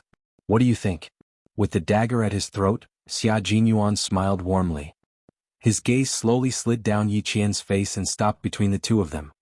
Look down, little girl. Yi Qian lowered his gaze. Oh my God. A black pistol was pointed right at his chest. Putting away the dagger, Yi Qian shrugged and said in a carefree manner, I still lost. But. He blinked his dark eyes and smiled. It feels good to have an all-round soldier under me. Chapter 119. After saying that, Yi Qian even raised her hand and patted him lightly on the chest. She repeated, it feels really good. In front of him was a 14-year-old girl who didn't know anything. What she said, at least, wouldn't make adults think otherwise. As a man, Xia Jinyuan couldn't help but laugh bitterly after hearing her words. Although he knew that she didn't mean anything by her words, when they fell into the ears of a man like him, he couldn't help but feel a little like an adult. And because he knew that she didn't mean it, it gave rise to a different meaning. What should he do? This girl who doesn't know anything but can always provoke a man's thoughts. Xia Jinyuan's eyes darkened slightly. He looked at the beautiful face in front of him, which was enough to make a young man's heart flutter, and his thin lips slightly pursed. At 14 years old she should know a little. Otherwise she would definitely be at a disadvantage in the future. When she stood up from his body, he wrapped one of his hands around her slender waist. With the purest strength of a man, he pinned the beautiful girl tightly onto his body. Not only did the unforeseen event happen suddenly, but it also happened inexplicably. The world spun and Yi Qian was once again pinned to the ground. This time she was pinned on her back. Suddenly she felt as if she was carrying the weight of a man who was more than 186 meters tall, and she almost died. As she took deep breaths, the refreshing minty scent on his body enveloped her. The man's scorching body temperature even seeped through their clothes and rushed toward her body. This was no longer a simple fight. This sudden change made Yi Qian, who had never been so close to a man, instantly feel uneasy. Not only could she smell the masculine scent on his body, but as a woman's intuition, she also felt that the development of the situation was a little unusual. Xia Jinyuan, get up. Just as her fist landed on his shoulder, he grabbed her hands and pinned them above her head. Yi Qian, who had never been so close to a man of the opposite sex, was a little flustered. She simply couldn't understand why Xia Jinyuan was acting so strangely. Get up, she said through gritted teeth. Her dark eyes shone with a cold light as she stared at the man whose handsome face was covered by oil paint. I'm very, very angry right now, Xia Jinyuan. Not only did he not get up, but his elegant and handsome face slowly inched closer. The man's slightly heavy breath was all over her face. Yi Qian's body tensed up, and she felt a sense of danger. Girl, when you straddle a man and say it feels good while taking advantage of his chest, do you know what your actions represent? He said in a deep voice. His voice was low and pleasing to the ear, full of sexiness and magnetism. Do you know what it means? The last syllable was as intoxicating as red wine. This is an invitation, you know? You're inviting this man, no? After living for 2 lifetimes, this was the first time Yi Jian heard a man say such explicit words to her. Even someone as calm as her couldn't help but panic at this moment. No, I don't mean anything else. Xia Jinyuan, you're too close to me. Your lips are almost touching my nose. Get up, get up. But how can I tell that you're inviting me? It seems, a little too close. Xia Jinyuan, who realized this, raised his head slightly and looked at the girl who was so frightened by him that her face had changed. He thought to himself, as expected, I still need to scare her. She'll understand after a little scare. Chapter 120. But her eyes were really bright as the stars tonight. Yi Qian saw that he still misunderstood and became furious. You're an old man, what's there to invite? Not only was he 6 years older than her, he was also very dangerous. Even if she ate a bear's heart and leopard's guts, she would never touch him. Old man. She said he was an old man. Xia Jinyuan suddenly felt what it felt like to bring disaster upon oneself. He took a deep breath of the air filled with dried leaves and said with a faint smile, the 20-year-old me is an old man? Fine, even if I'm an old man, don't you think that I'm much more attractive than those little boys in your school? Undeniably that was true. But even if that was the case, what did it have to do with her? Can't we stand up and talk about this properly? She wanted him to get lost, but he refused. Yi Qian suppressed his anger and tried to negotiate. I'm really out of breath from being squashed by you. She was unintentionally teasing him again. But she had been suppressing him for a long time. Xia Jinyuan's face darkened and he did not let go immediately. Instead, he gritted his teeth and said, You ungrateful girl, you're lucky to have met me. If it were another man, he would have knocked on your door in the middle of the night.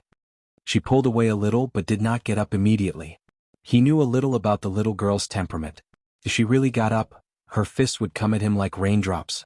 Jun Yen restrained his mischievous smile, and his clear voice was incomparably serious as he said, Remember girl. Number 1, you are not allowed to sit on a man's body, especially on his waist. Number 2, you are not allowed to touch a man's body. Number 3, you are not allowed to use words like feel, press, straddle, or ride on a man. Number 4, I'm letting go now, so you are not allowed to do anything else. When Yi Qian heard this, he finally understood what was going on. But did he have to use such a method to tell her that men were not to be trifled with? She was scared silly by him. Fine, I promise I won't do anything else. She was clearly gritting her teeth, but her voice sounded clear and calm. However, when Xia Jinyuan looked at the deep bite marks on his wrist, he understood that no matter how old a woman was, their promises were useless. Hiss, little girl, just how ruthless is she? How big was his mouth? It was just enough to leave a circle of teeth marks. Judging from her teeth, the little girl also had 2 canine teeth. Her teeth were also very neat. When he talked to her during the day, he could see that her teeth were neat and white as pearls. Yi Qian also realized how hard he had bitten Hua Xiaoheng. He pursed his lips and looked at the satchel on Hua Xiaoheng's waist. He reached into the satchel and took out the first aid kit that all soldiers were given. Give me your hand. She lowered her head and muttered, even though he's so skilled, he doesn't know how to dodge. He could only disinfect it first and get the vaccine when he returned to the army. Xia Jinyuan, who was about to deal with it himself, saw her open the satchel on his waist. He knew that the little girl was also frightened. As he reached his hand over, he sighed and said, You heartless little girl. You bit me as if I was your enemy. If he had really dodged, the hot-tempered little girl would probably be so angry that she would ignore him. If a bite could calm her down, then it wouldn't matter. Yi Qian opened the first aid kit and took out medical alcohol and iodine. She grabbed his strong wrist and said angrily, How dare you say I'm heartless? If it were any other girl, they would have screamed for help by now. Chapter 121. She lowered her head and carefully and gently disinfected the wound. Xia Jinyuan looked at the girl's delicate and translucent skin under the light. The smile on his thin lips subconsciously became gentler. Are you exaggerating? You seemed very scared just now. Yi Qian looked up and glanced at him. If it were a timid girl, she would have fainted long ago. Yeah, so it's good that it's you, right? She was indeed still angry. The little girl already had a problem with him and now she was angry. How long would he have to coax her again? His deep eyes held a faint smile as he said, Fortunately, you didn't scream. Otherwise, I would be in trouble. After disinfecting the wound with alcohol and applying a layer of iodine, Yi Qian put away the medical supplies with a cold expression. I'm angry now. Don't talk to me. When Xia Jinyuan heard this, he was instantly amused. Of course he had to coax her properly. The little girl was here, so of course he had to coax her. However, he still had to make things clear. He reached out and rubbed her head. That's why I said you have no conscience. Did you forget what I said before? 14 years old isn't that young, classmate? His warning echoed in Yi Qian's mind. He suddenly felt his face turn red. You're not allowed to sit on a man's waist. You're fighting, how can you be so careful? You're not allowed to take the initiative to touch a man's body. Didn't she just pat him in a moment of happiness? You're not allowed to talk about your feelings to a man. Bullshit, it was all his own imagination. The more he thought about it, the angrier Yi Qian got. He glared at him fiercely and said angrily, "It's not what you're thinking at all." "What feelings?" "I'm referring to the feeling of winning." "What nonsense are you thinking?" Come. Drink some water first. Don't be angry, don't be angry." Xia Jinyuan looked at the little face in front of him. It was as if his heart had been soaked in spring water on a hot day. It felt very comfortable. He took out the military bottle and handed it to her. "It's clean. You didn't drink a single mouthful." When the little girl lost her temper, her eyes, which were originally as bright as stars, were now so lively that he wanted to touch them. If he really touched it, he was afraid that he would have another bite on his left hand tonight. Yi Jian took a look at the water bottle that he handed over and rubbed her temples as if she had a headache. Sometimes he was cold, sometimes he was deep, sometimes he was elegant, and sometimes he felt very close to you. Such an unpredictable man made her feel danger and wanted to stay away from him. However, his charm was that you wanted to get close to him and learn from him. Yi Qian didn't take the water bottle he handed over and glared at him unwillingly. He didn't want to continue this topic that wasn't suitable for him to discuss with her. After calming himself down, he said calmly, "I'm not angry. I know what you said. Don't mention it again. I'll be careful." Xia Jinyuan had taught her this lesson today, and it left a deep impression on her that she still wanted to hit him. She gradually walked out of her embarrassment and anger, but in Xia Jinyuan's eyes, it seemed like she was still shy. After looking at the little girl who was in a dilemma for a while, his thin lips curved into a sexy smile. At this moment, her usually cold eyes seemed to have a color that they didn't usually have. Although they were beautiful, they weren't seductive. They were like a blooming lotus but also like peach blossoms. She no longer had that faintly discernible aloofness. Her cold eyes were bright, making her even more attractive. As if he had been staring for too long, Xia Jinyuan calmly looked away and casually changed the topic. "What are your plans for the summer vacation? Will you be in the military?" Chapter 122. It was not a bad idea to spend time in the army. After returning from work, he could tease the bold little girl. With the change of topic, Yi Qian quickly got over the awkwardness. She calmed down for a moment before replying, "No, I took an exam. After that, I'll be going to Australia. I'll be back by August 6th or 7th. Taking an exam and then possibly going to Australia? The World Mathematical Olympiad?" She did not say it out loud, but he could guess it accurately. At the same time, a smile slowly appeared in his unfathomable eyes. The World Mathematical Olympiad. Coincidentally, he had also taken part in it. Yi Qian saw that he had guessed it so quickly and looked at him with some confusion. Soldiers even care about this? Did he need to tell her that the path she was taking now was the path he had taken in the past? She was 14 years old and he was 14 years old. Such a coincidence. It really surprised him. However, why did he feel that she did not have much interest in this kind of meaningful competition? Take the exam well. It will be of great help to your knowledge. You'll meet a group of real geniuses. Their conversation style and talents are all worth learning from. The little girl had always had her own ideas. If she really did not have much interest, he was afraid that she would not put in much effort in the exam. There was a faint sound of static in the earpiece. Xia Jinyuan raised his hand to press down on the earpiece. The lazy and relaxed expression on his face disappeared in an instant. His elegant eyebrows revealed a stern expression as he said in a deep voice, "Q King received. Please reply." "There is the latest news from the international side of the stone-crushing operation." The commander's voice came from the earpiece. After he said a few words, Xia Jinyuan suddenly glanced at Yi Qian. A faint smile flashed across his cold eyes. The communication was cut off. Xia Jinyuan stood up first and looked meaningfully at Yi Qian. "Let's go. I'll send you down the mountain. Dad and Uncle Chen are waiting for you downstairs." It was already midnight. Yi Qian saw that it was so late and hurriedly stood up. "Why is it so late?" Let's go. I still have to go to school tomorrow." She didn't feel that it was very late at all. Why was it already midnight? After contacting the other 5 soldiers, a group of people came down from the mountain. Xia Jinyuan sent Yi Qian to the outermost sentry post of the army. Seeing that she didn't look tired, he smiled and said, "Let me remind you again. Remember everything I said before." "And me?" "I told you not to mention it again." Yi Qian, who didn't want to talk about it at all, glared at the man who had wiped off the paint on his face, revealing his handsome face. Without waiting for him to finish speaking, she jumped into the car and slammed the door. The motorcade sent her back to the village to meet up with Uncle Jen and Principal Chen. Xia Jinyuan, who had a faint smile on his handsome face, watched the car leave. He stood there for a while and said softly, "What should I do? It seems that I like to see her angry face when she is annoyed by me." The regiment commander's voice came through the earpiece again. Xia Jinyuan turned around and jumped into the car with elegant steps that couldn't be ignored.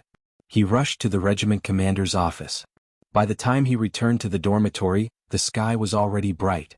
He took off his combat uniform and walked into the shower, revealing his muscular upper body. The cool water washed over his perfectly sculpted and extremely sexy body. When he raised his hand, his gaze fell on the bite marks on his wrist. Only then did he remember that he hadn't gone for the vaccine yet. Within 24 hours, he had to go to the infirmary at 9. When he lay on the bed, he thought of her fleeing figure again. In the brightly lit dormitory, the elegant yet dangerous man curved his lips slightly and closed his eyes to sleep. Yi Qian, who had been taught a special lesson by a pure man, spent the next few days waving her fists in the middle of the night. Even in her dreams, she was beating up Xia Jinyuan. Chapter 123. However, this education class that had left a deep impression on her had indeed taught her that when interacting with boys, be it in terms of words or actions, she had to maintain a certain distance from them. 2 weeks later, Fujian town welcomed the end of the semester exam. Yi Qian and the other 18 students who needed to go to the provincial first school to take the exam had 2 days off after the exam.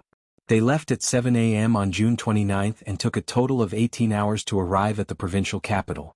This time, including the students from Fujian Town Middle School, there were more than 200 students participating in the provincial selection. Out of these 200 students, only 12 would be able to enter the national selection exam in the capital. After the national selection exam, only 12 people could represent the country in the World Olympic Games. These were the true elites of the elites. The provincial first school was the largest, best, and strictest school in the province. It was divided into junior high school and senior high school. Yi Qian, who had rested well last night, walked into the school that she had no chance to go to in her previous life. The hot sun did not affect her mood. Headmaster Qin, who had accompanied Headmaster Chao, stood on the 5th floor of the male dormitory. When he saw Yi Jian strolling in the garden, he smiled and said to Headmaster Chao, "This girl's mental fortitude is stronger than the average student. Others are still studying on this day, but she's walking around. The exam is also a psychological battle. It's good that she's like this." Principal Chao smiled. His expression and words showed that he had high hopes for Yi Qian. Only 12 students will be selected. The capital has always taken up more than half of the students. Even if only one representative from the province goes abroad, it will be an affirmation of the province's education. Therefore, once Yi Qian was selected, she would represent the country and the province.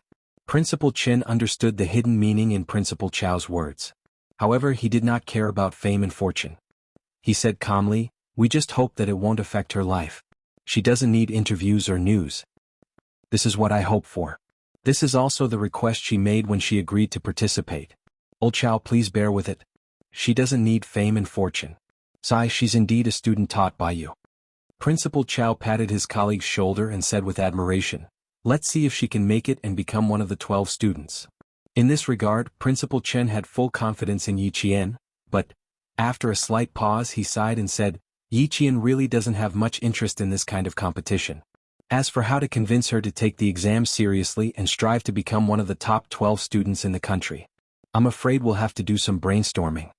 After Principal Chao heard this, he laughed heartily. "I think there's someone who can convince Yi Qian.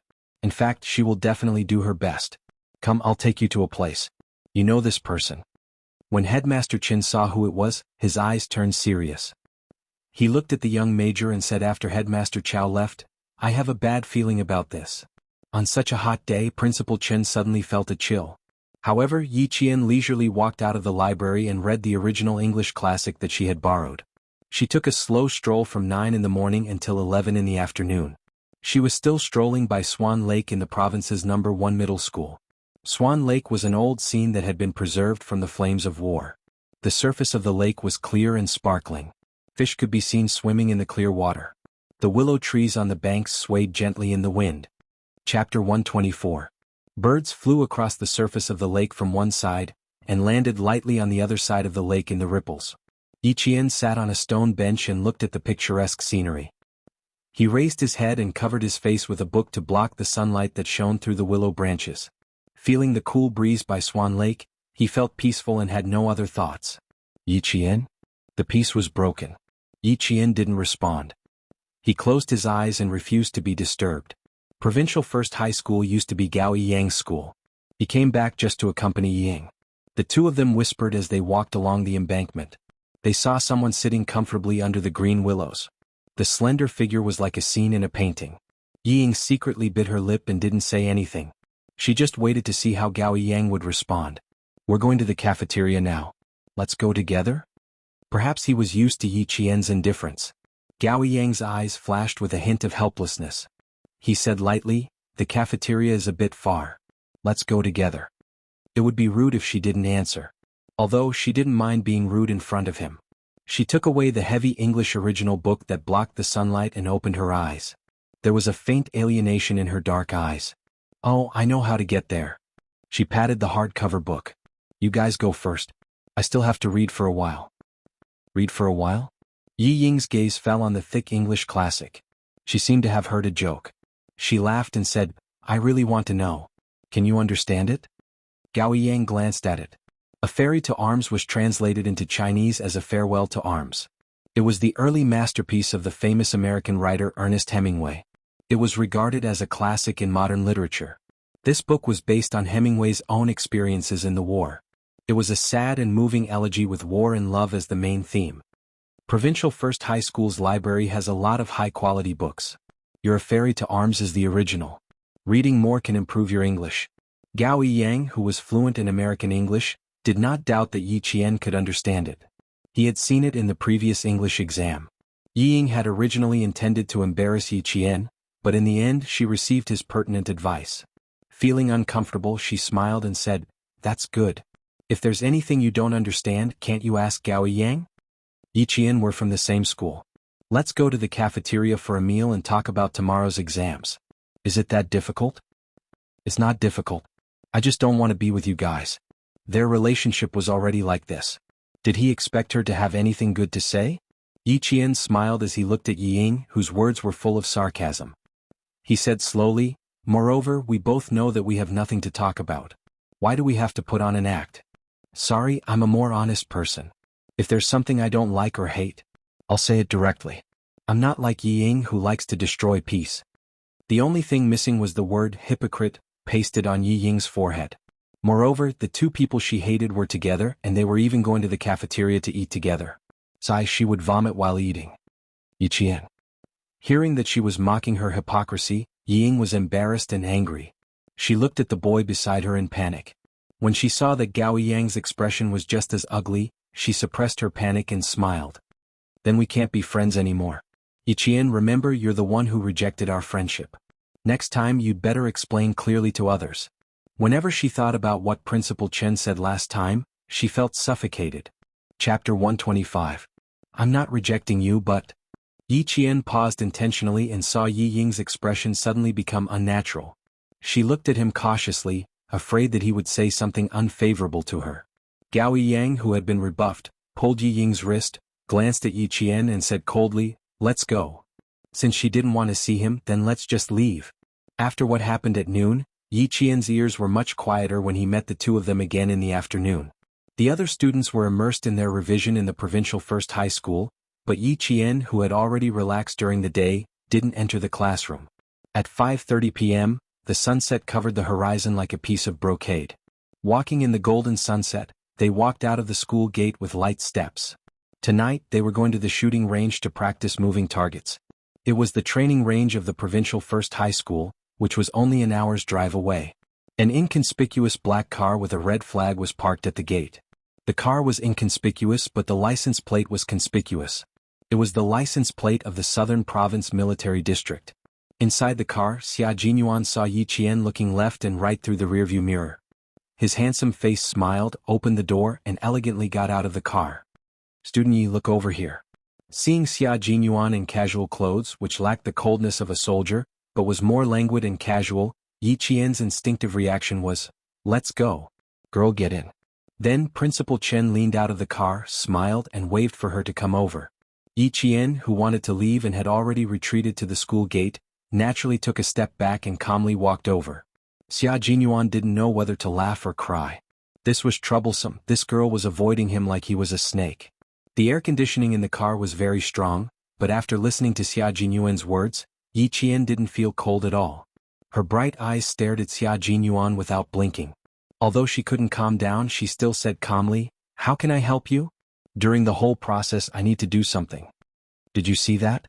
This was the little girl who dared to face the criminal alone, dared to fight side by side with him in the night rain, and was not afraid at all. Yi Qian, once you agree, do you know that you will be in danger at any time? He looked at her deeply, but there was a faint smile on his thin lips. Moreover, if there is any danger, we may not be able to support you immediately. When it came to serious matters, she was no longer trying to hide it from him. So, he had to admit that this bold girl had a spirit of adventure, but she was not impulsive. It was indeed reassuring. Yi Qian didn't answer immediately, but looked at him with a half-smile. When she saw that Xia Jinyuan's gaze was slightly restrained and his expression was a little unnatural, she slowly said, "Captain Xia, the reason you came to me, other than believing in me, is that you think I'm the best choice, right?" Principal Chen was already laughing out loud. "Captain Xia, oh Captain Xia, Yi Qian was groomed by me and a first-rank sergeant. You're asking her if she's afraid or not, and if she's in danger. You're asking the wrong question." Then he said to Yi Qian, "Girl, everything is fraught with danger, but the most important thing is how you're going to resolve it. Working with the military and having contact with the international police, I don't want you to miss out on such a good opportunity to practice. Although I'm also very worried. But girl, worry and fear are like stones on the ground. You have to step on them and you'll be able to step over them steadily. As a soldier, even if there is a mountain of knives and a sea of fire in front of you, you have to move forward." Chapter 126. For this exam, Yi Qian had to give it his all.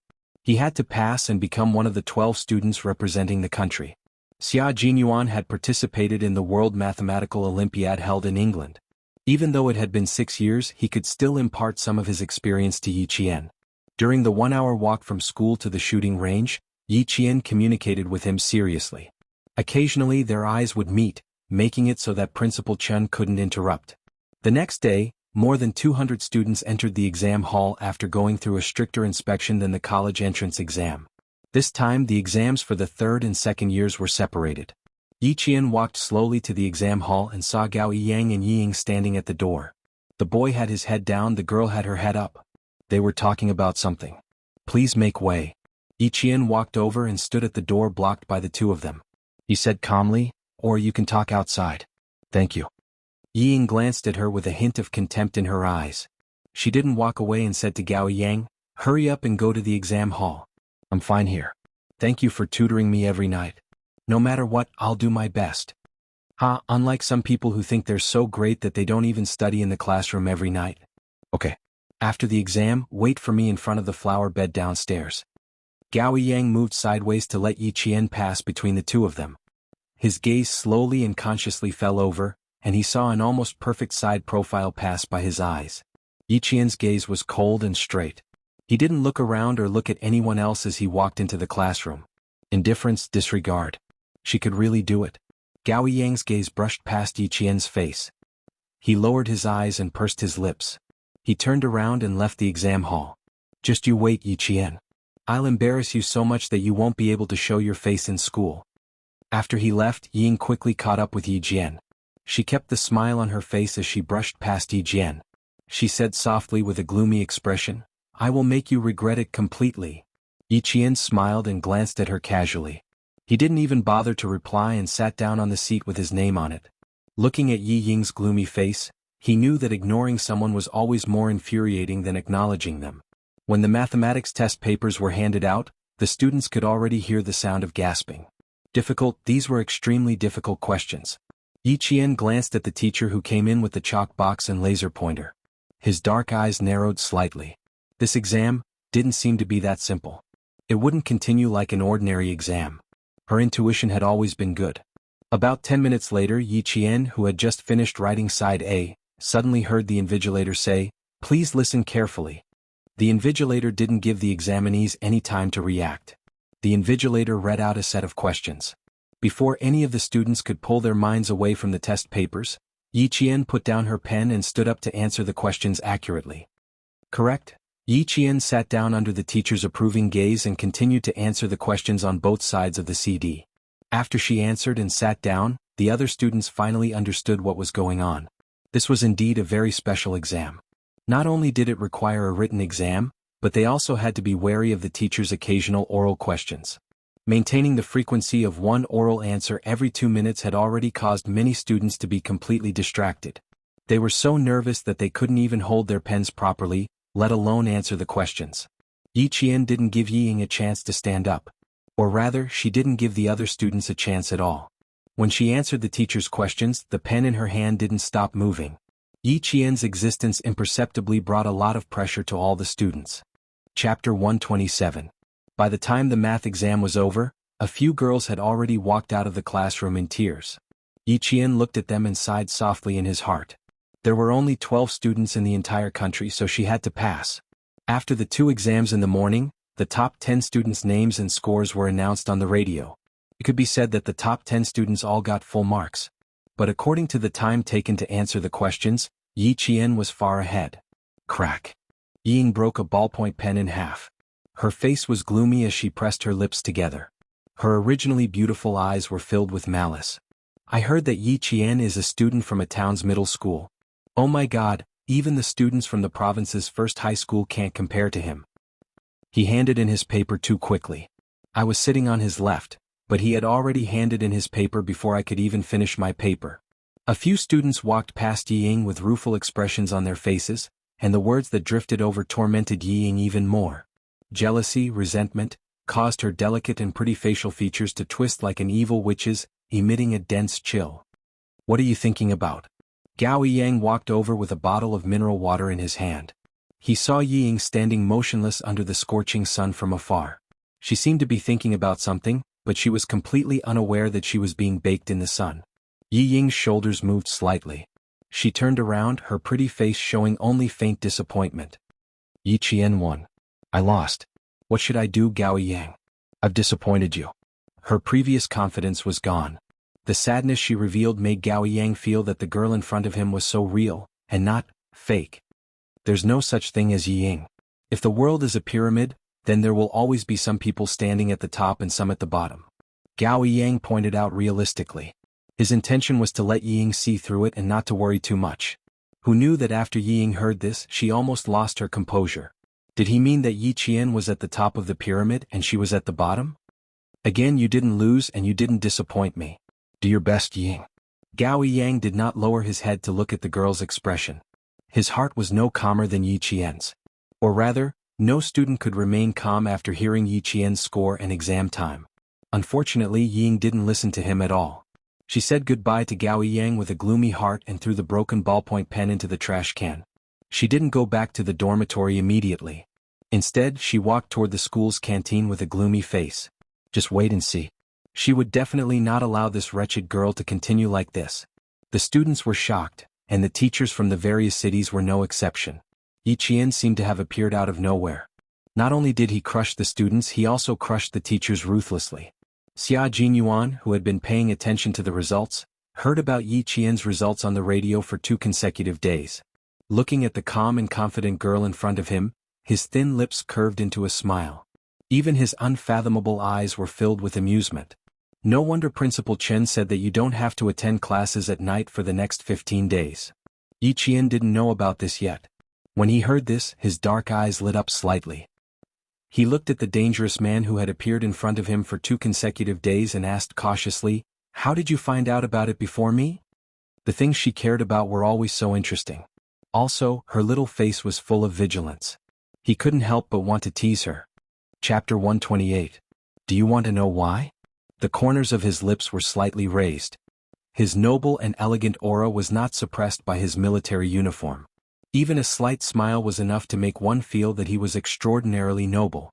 The contours of his side profile were very perfect.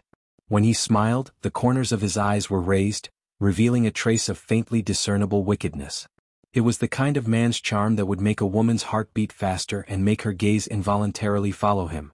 Perhaps Xia Jinyuan himself was aware of this, so at most his smile was just slightly raised and his deep eyes were still calm. But when facing Yi Qian, there were always many indulgences and exceptions. As long as he was not on a mission, he would not restrain his charm at all. Instead, he would naturally face her and use his true self to communicate with her. Yi Qian frowned slightly, then smiled and said, "I don't want to know. In any case, I already know the result I want." Her reply caused the smile on his thin lips to deepen. A dark light flashed through his slightly raised black eyes, but it only lasted for a few breaths before he calmed down. Even though he liked to tease her and see the lively expression on her face, he also knew that he had to stop before he went too far. Principal Chen said that although he hopes that you can participate in more actual combat, he is still worried. Faced with a girl who would wrap herself in layers of hard shells whenever she felt that something was wrong, he could only be more patient. "I will wait for you at the school gate at 6 o'clock. For the next week I will be here to train with you." Hearing this, Yi Qian secretly took a deep breath before saying, "I hope I didn't cause you any trouble." In other words, for the next 7 nights he would be teaching her. "It's not troublesome. In fact, I am very interested," Xia Jinyuan said with interest. As he leisurely admired the subtle changes in her expression, his deep, dark eyes did not conceal his interest in teaching her at all. However, Yi Qian had a headache when he spoke in such a sarcastic tone. It was as if he was trying to express something, but in fact he was just overthinking it. Seeing her frown, Xia Jinyuan restrained his expression and revealed a coldness that could not be ignored. "You can go to the cafeteria to eat first. If you don't appear at the school gate at 6 o'clock sharp, you can take the car to the shooting range." Just as Yi Qian was about to speak, she suddenly felt a dark gaze fall on her. As she nodded in response, she turned her body slightly and caught the gaze from the corner of her eye. "There is someone behind the tree to your right. She is a student from town middle school. She is a girl with shoulder-length hair." Xia Jinyuan raised his hand and placed it on Yi Jian's shoulder, creating a false impression that he was pushing Yi Jian away so that she would turn around and go back to school. With his action, Yi Zichen was directly facing the wutong tree in the right direction. With just one look, Yi Qian knew who the girl hiding behind the tree was. Other than Ying, who else could it be? Ying hid behind the tree and stared unblinkingly at the man in front of her who was acting intimately with Yi Qian. The corners of her mouth curved into a sinister and cold smile. Unfortunately, she did not have a camera. Otherwise, she could take a picture and post it on the school's blackboard. Even if Principal Chen came forward, he would not be able to explain why Yi Qian was acting so intimately with a man. Chapter 129. At 6 o'clock, the last rays of the setting sun disappeared, leaving only the fiery red clouds behind. Since it was summer vacation, Yizhong High School was particularly quiet in the sunset. Even the 2 pairs of mandarin ducks reared in Swan Lake were resting on the water plants on the shore, rubbing their necks and enjoying the peaceful time. Yi Qian walked out of the school, opened the car door and got into the car. It was exactly 6 o'clock, not a minute or a second later. She was so punctual that Xia Jinyuan, who was in the car, felt a little helpless. This girl was way too punctual. She got into the car on time, not a minute or a second later. Just how much did she not want to spend another minute with him? "You're so punctual. Aren't you afraid of being delayed midway?"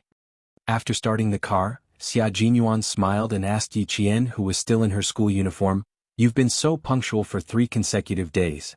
Yi Qian, just how much do you not want to spend another minute with me?" It was the same when she came back. She would get out of the car and say, "Thank you for your hard work. Goodbye." She would leave him with her back facing him without looking back. On the first day, he hoped that she would turn around and wave at him after entering the school gate. On the second day, he hoped that she would show up 10 minutes early. On the third day, he didn't expect her to do so. When this girl was heartless, he would be so angry that his liver would hurt whenever he tried to be calculative. Sometimes Xia Jinyuan's smile was faintly discernible. It was like a ripple but also like a deep ancient well. There was always an unfathomable mystery to it. He was originally an extremely noble and elegant man. When he smiled at her from time to time, Yi Jian only felt that, every time she was with him, the air around her would become so thin that when she took a breath, it would be filled with the faint mint smell that belonged to him. She had always been able to deal with other people calmly, but in front of Xia Jinyuan, she only felt uneasy. When he heard this, he smiled and maintained his usual calmness. He said calmly, "I'm very punctual. Captain Xia can also be punctual at 6 o'clock every day. You don't have to wait too long." If there's any delay midway, I won't let myself miss the appointment. But I wanted to come earlier to wait for you. What should I do? When the traffic lights changed, Xia Jinyuan, who had stopped steadily at the zebra crossing, turned his head sideways and saw Yi Qian's indifferent expression. He raised his eyebrows slightly and said, "Do you want me to turn up the air conditioner? You seem to be very hot." Of course it was hot. She had run all the way here at the right time. Even though the sun had set, it was still warm on such a hot day. What's more, the man sitting next to her always liked to say things that could cause misunderstandings. As an adult woman, wasn't it normal for her to be nervous? After repeating the words 20 years old several times in his heart, Yi Qian finally got rid of the initial awkwardness he felt every time they met. When the green light turned green, Yi Jian turned back and smiled at Xia Jinyuan, who was still releasing his masculine charm. Of course it's hot after running all the way here. What should I do? In order not to let Captain Xia leave me behind, I have to work harder. Xia Jinyuan smiled at her.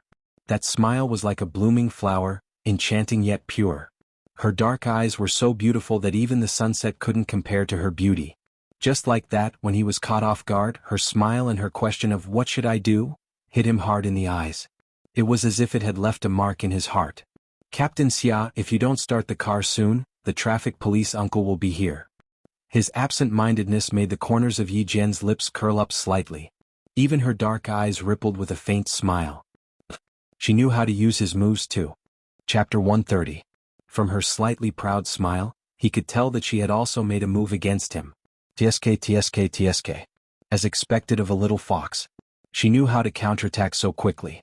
"This is getting interesting, Yi Qian." Xia Jinyuan raised his eyebrows and replied with a faint smile. Then he started the car under the urging of the people behind him.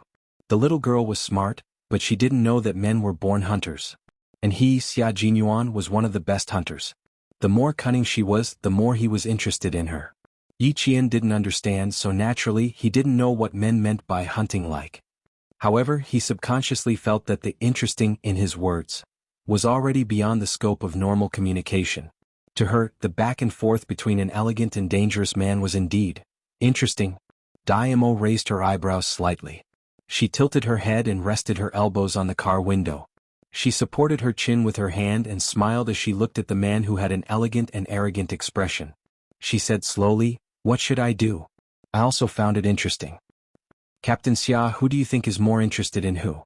Who is more interested in who? It's hard to say, at least for now." Xia Jinyuan raised the corners of his mouth and smiled lazily. "Yi Qian, who do you think is more interested in who, a 14-year-old you and a 20-year-old adult man? Who is more interested in who?" The Chinese language was so broad and profound. A sentence would have different meanings when spoken by different people. Yi Qian narrowed his eyes slightly. She wasn't only 14. Earlier, when he said interesting, there were some things that she didn't catch. But at this moment, when she saw the look in his eyes, which were as vast as the starry sky, she understood where this elegant man's interest in her came from. But if this was a hunt, she didn't mind giving it a try. She wanted to see who would become the prey. She straightened her body and leaned directly to the side of the man who was driving. Her eyes, which seemed to be rippling like water, were suffused with bits of starlight. She looked at him with a smile and stared at him without blinking. "Captain Xia, I'm not like you. I'm only 14 and I don't know anything. You say who is interested in whom? What does this interest mean? Can you explain it clearly?" She was so close to him, so close that her orchid-like breath swayed at the tip of his nose. Her beautiful black and white eyes were as pure as the stars, but also had the allure of a woman. It was this unique beauty that made him unconsciously think of her as a 14-year-old underage girl. "Are you tempted?" No, he was very clear that what he meant by "a little interesting" had nothing to do with his heart being moved. It was interest. It was standing in the position of a man and becoming interested in a woman. At the same time, he was also very clear that the woman he was interested in was only 14 years old. Therefore, his interest in her was pure and had nothing to do with lust. He just wanted to protect her as she grew up and waited for her to blossom. "Silly girl, don't think too much." Xia Jinyuan raised his hand and gently pinched the tip of her beautiful nose. His clear voice was 3 parts serious and 7 parts joking as he said, "I am interested in you, but it's not the kind of interest you think it is. Little girl, don't think too much." Chapter 131. No one seemed to be able to guess what kind of person Xia Jinyuan was. He was so mysterious that it made people afraid, but at the same time he was so real. He always had a way to make people obey him. While others were happy to be close to him, he would pull them apart again in an instant. Facing a man who could control all his emotions so easily, Yi Qian thought to herself, how hurtful. The tip of Yi Qian's nose was still warm from his fingertips. Her expression didn't change as she smiled and said, I'm sorry, I didn't think too much. First of all, I don't have time. Second of all, I'm young and don't understand. Third of all, I remember what Captain Xia said before. I need to keep a distance from men. Captain Xia is also a man, and a man who is even more outstanding than a little boy. Therefore, I need to keep a distance from Captain Xia. The little girl was so eloquent. Her trap was no worse than an adult's. She even knew how to shut him up. However, when the car screeched to a stop and the handbrake was pulled, Xia Jinyuan was already so close that she could see how thick his long eyelashes were. His deep and dark gaze fell straight on her hibiscus face that was smiling yet not smiling, and he laughed softly. No, you can keep a distance from all the men in the world, but you can't keep a distance from me. His voice was cold and clear, and when he suddenly spoke, it sounded like the soft notes of a guqin. That kind of low voice was so unique that every sentence and every word was branded with the elegant charm of a man named Xia Jinyuan. Alcohol could make people drunk and he could do the same. Yi Qian didn't panic because of his sudden approach. On the contrary, the more it was like this, the more vigilant she was, and the calmer her eyes became. Of course I can't keep a distance from you, Captain Xia, because... Since he was so close to her, she didn't mind getting closer to him. Yi Jian, who was speaking with a faint smile, leaned forward a little more. Not only did it allow the two to breathe together, even the tip of their noses could touch each other's. Because, I understand what Captain Xia means. He had to admit that the little girl was really cunning. Her actions made it impossible for him to take another step forward. This secret contest. What should he do? It seemed like he had lost. Looking at her dark eyes that were as pure as the night and focused on him as if he was the only one who existed, Xia Jinyuan's thin lips curled into a meaningful smile. He deliberately slowed down the speed of his speech and chuckled softly like a lover. That's what I mean now, but I don't know if it will be the same in the future. He had always been uninterested in women and things. Now that he met a young girl, he couldn't bear to see her being taken away by others. It really gave him a headache. It's unknown whether we'll meet again in the future. Yi Jian thought to herself, but she kept a smile on her face and said, who knows what will happen in the future? The most important thing now is to ask Captain Xia to guide me well. If they invited him to guide them, would they still be able to keep their distance? Obviously it was impossible. What he said was exactly the same as what she said. The conversation was full of ambiguity, but it finally ended with the two of them keeping their minds on high alert. When the car drove into the provincial garrison, Yi Qian heard powerful shouts coming from the training ground. Chapter 132. The soldiers were sweating on the training field, using their youth to build steel walls and iron arms, waiting for the country to use them. As long as Yi Jian set foot on this land that was filled with dignity and passion at the same time, she would become extraordinarily different. Her eyes were filled with the coldness of a soldier. She liked it here. She liked the feeling of victory when she put on her training uniform and climbed over obstacles with the soldiers, passing through layers of barbed wire. She liked to sweat on the training field, laugh with the soldiers, bleed with them and cry with them. Soldiers were trained for 1,000 days to be used in a single moment. If you didn't get close to the world of the soldiers, you would never know how the young soldiers were trained and how they raced against time. The soldiers in their training uniforms were sitting in a neat circle on the training field. Xia Jinyuan was also one of the spectators. He quietly watched the girl who dared to wrestle with a soldier from Inner Mongolia on the training field. There was a faint smile in his deep black eyes as he focused all of his attention on her. He had already seen Yi Qian's training content. It was divided into 5 major trainings. The first one was weapons training. The second one was engineering training. The third one was communications training. The fourth one was commander's training. The fifth one was medical training. The fifth one was placed last because Uncle Jen and Principal Chen weren't good at it. At the same time, they wouldn't be able to understand it immediately. The first major weapons training was Yi Qian's current focus. It was to learn the performance of light weapons from the country and other countries. This included pistols, semi-automatic rifles, machine guns, mortars, anti-tank weapons and anti-aircraft weapons. They would also undergo training in tactics, indirect firepower attacks, the use of portable anti-aircraft weapons, weapon disassembly, bomb disassembly, and other dangerous A-level training. Sniper training was attached to the first major training. So far, Yi Qian had learned the best from the first major training. After a week of training, Xia Jinyuan had a good understanding of Yi Qian's skills. Just as Principal Chen said, other than her lack of strength, she had reached a good standard in all other aspects. He avoided the first major training and tried his best to improve Yi Qian's combat skills. At the same time, he also had to teach her how to scout, defend, and non-traditional combat, assassination-type combat. It was already late at night, and the deafening shouts on the training ground had come to an end. After warming up, Yi Qian entered the training under Xia Jinyuan's guidance. It was already 10 o'clock at night when Yi Qian walked out of the provincial garrison's training ground. It had been like this for 7 consecutive nights. When Yi Qian returned to the provincial No. 1 middle school, it was exactly 11 o'clock at night when he returned to the dormitory through the back door. Survival, escape, resistance, and evasion are not only used in battle tactics, but they can also be used in combat. Xia Jinyuan, who had changed into a combat uniform, exuded an aura as cold as a sword. Even his dark eyes were filled with the glint of a sword. As he drove, his voice was solemn and cold as he steadily made a big turn. Digest what I've taught you in the past 7 days. I'll check on you when you come to Beijing. Yi Qian nodded gently and said seriously, I will. When are you leaving tomorrow? He had taught her diligently for 7 nights. He was leaving the next day, so it was only polite for him to ask. What? Are you going to send me off? Xia Jinyuan smiled and glanced at her. He was not used to this little girl being polite. If you want to send me off, I'm afraid you won't be able to go back to school tonight. Chapter 133. There was no way the car could drive directly to the back gate of the school, so it could only stop at a residential building. Inside the sealed car after the engine was turned off, their breathing could be heard clearly. Yi Qian unlocked the car, opened the door and jumped out. He chuckled at Xia Jinyuan, who was still sitting in the car. Don't be too optimistic, Captain Xia. Goodbye, I won't be seeing you off. Similar to all the key schools in the province, there were residential buildings near No. 1 middle school. The back gate of the school was built in the 1980s and was only 7 stories tall. There were rows of buildings and the distance between each building was only a meter wide. Every night, Xia Jinyuan would park the car and personally send Yi Qian to school. Tonight was no exception. As she chuckled, he elegantly got out of the car. After closing the car door, he looked across the car at the girl who was standing under the streetlight. His thin lips curved into a sexy smile.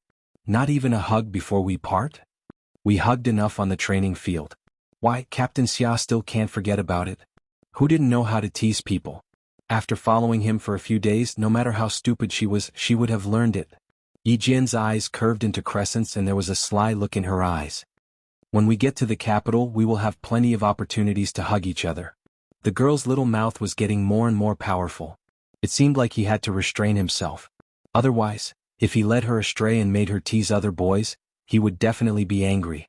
After the summer break, this old-fashioned residential building, which was built in the 1980s and only had 7 floors, was dark except for a few scattered lights. The two of them walked past a few residential buildings. Almost at the same time, their gazes fell on the same direction. With a cold look in his eyes, Yi Qian said to him, It's not far. I can go by myself. It didn't feel good to be watched for several nights in a row. You want to go up and take a look alone? Xia Jinyuan didn't stop, nor did he agree. He only sent her there. If you want to go up, I can accompany you. I want to go and take a look. I've been keeping watch for a few nights. I want to ask the higher-ups if they're tired. Yi Qian chuckled. Suddenly his eyes turned cold. His gaze was sharp as he looked at the window where only a single lamp was lit. Behind the window, someone was so scared that his hands trembled. He reflexively put down the curtains, grabbed the cup on the desk and gulped down the water. It was too frightening. Yi Qian's gaze was murderous. It was so cold that her heart almost jumped out of her chest. About 3 minutes later, the frightened man gently patted his chest to calm himself down. Then he gently lifted the curtain. He was about to raise the camera in his hand and record the scene of a man and a woman coming back from a walk in the middle of the night. Just as she opened the curtains slightly, under the illumination of the table lamp, she saw a face suddenly approaching from outside the window. Ah! Liao Jian, who was holding the camera, screamed in horror as if he had seen a ghost. In the end, he couldn't hold onto the camera in his hand. With a bang, it fell heavily to the ground. He didn't know if it was broken. The window was completely open. Yi Qian pushed off the windowsill and stood on the windowsill. He then pulled the curtains open and saw Liao Jian, who was standing against the wall in shock. He was staring outside in horror. At his feet was an imported camera. Chapter 134. Yi Qian bent over and crawled through the unsecured window. He calmly jumped into the room and bent over to pick up the camera under Liao Jian's shocked gaze. Yi Qian didn't communicate with him at all. He picked up the camera, stepped on the desk, bent over and jumped down lightly. He disappeared from the room. Liao Jian stood there motionless, his eyes fixed on the camera. When he saw Yi Qian jump down from the window, he shivered and ran to the desk as if his soul had returned to him. He propped himself up with both hands and looked down. He saw Yi Qian waving at him under the streetlight. Liao Jian's face turned even paler. He didn't dare to look any further. He reached out with trembling hands and slammed the window shut. He collapsed onto the floor. How did Yi Qian jump down from the 7th floor? How did he climb from the 1st floor to the 7th floor in the blink of an eye? An unprecedented fear filled Liao Jian's heart. He regretted agreeing to Yi Ying's request to come all the way to First High School to spy on someone he couldn't even handle. No, he had to go back to town tomorrow. He couldn't let Yi Qian keep an eye on him. Downstairs, Yi Qian said something. Xia Jinyuan raised his eyes and looked at the dark window. He pursed his thin lips and said in a deep voice, "I'm afraid that your sister is hiding something. Since you suspect that she's trying to stop you from qualifying, Yi Qian, you have to be careful in school." He had seen fights between girls before. They happened in the dark and were impossible to guard against. The next day, Yi Ying sat in the classroom and stared at the camera on the desk. Even though her palm-sized face pretended to be calm, her trembling eyelashes betrayed her feelings. "I'm sorry it's broken. Please explain it to Liao Jian when you see him." Yi Qian's clear eyes stared at Yi Ying, who had lowered her head in guilt. He said coldly, "Please return this broken toy to Liao Jian. He probably won't ask me to pay for it." Yi Ying gently closed her eyes. When she raised her eyes, there was a haze in her eyes. "Return it to whoever you took it from." "What do you mean by giving it to me? Please move aside, I still need to study. I also want to hand it over to classmate Liao personally, but thinking about how I scared him last night, I reckon he won't dare to see me now. But he will definitely come." Yi Qian's finger tapped lightly on the desk. His calm tone faintly revealed a coldness that made Yi Ying panic. "If you don't want any accidents to happen before the exam, Yi Ying, you'd better behave yourself." Yi Ying's heart trembled slightly as she bit her lower lip and didn't say anything else. Her words were full of threats and were as cold as icicles. At the same time, he heaved a sigh of relief. Fortunately, they both had to face an exam. Otherwise, with the wretched girl's current temper, she probably wouldn't let him have a good time. After realizing that she had found an unreliable person to help her, Yi Ying vented all her anger on Liao Jian. She scolded him so much that she even broke a camera that cost a few thousand yuan. Liao Jian originally wanted to remind her to be careful of Yi Qian, but after scolding her, Liao Jian, whose eyes were about to spit fire, left just as he was about to slap her. "Remind my ass. If you have the ability, go deal with it yourself." After this incident, Yi Ying really did behave and didn't dare to do anything else. Chapter 135. The 15 days of intensive training ended on July 17th. That night, the 12 students left for the capital under the lead of the teachers. All the students had not yet recovered from the excitement of coming to the heart of the motherland, the capital. From July 19th to July 23rd, the 5-day test was held directly. When they arrived in the capital, they found out that the provinces sent out students from the 2nd and 3rd grades. However, the famous schools in the capital not only had high school but also middle school. On the first day, 4 out of the 12 students were eliminated. On the second day, 3 more were eliminated. On the third day, 2 more were eliminated. Out of the 12 students, only Yi Qian, Yi Ying, and Gao Yang were left. The atmosphere in the examination hall was quite tense. 4 days of difficult written tests, oral tests, question snatching, and so on. Even the usually calm Yi Qian's palms were sweating. However, whenever it was her turn to fight, she would straighten her back and calmly look at her opponent with her dark eyes. She would calmly and quickly answer the teacher's questions. There were a total of 14 teachers who had been awarded the title of National Outstanding Teacher. The physics, chemistry, and mathematics teachers took turns to throw out questions, bombarding each class with questions. It was not a one-to-one test at all. It was a cross-examination where questions from each class appeared at any time. Correct answer. Correct answer. Correct answer. Every time Yi Qian answered consecutively, the invigilator's voice would be particularly loud. After 16 tests, this beautiful girl with bright eyes was firmly in first place with a 100% correct rate. Even the 2 high school students who had participated in the mathematical Olympiad 3 years ago were suppressed by her. Gao Yang was also very outstanding. His correct rate had always been in the top 3 in the junior high school. On the other hand, Ying repeatedly made mistakes after entering the cross-examination. Wrong answer, 3 wrong questions in a row. Student Yi Ying from Fujian Town in the southern province, eliminated. After 30 minutes of suppressive questions, Yi Ying sat in the examination hall with a pale face. However, her eyes were fixed on Yi Qian, who was still fighting with 7 students from the 3 famous schools in the capital.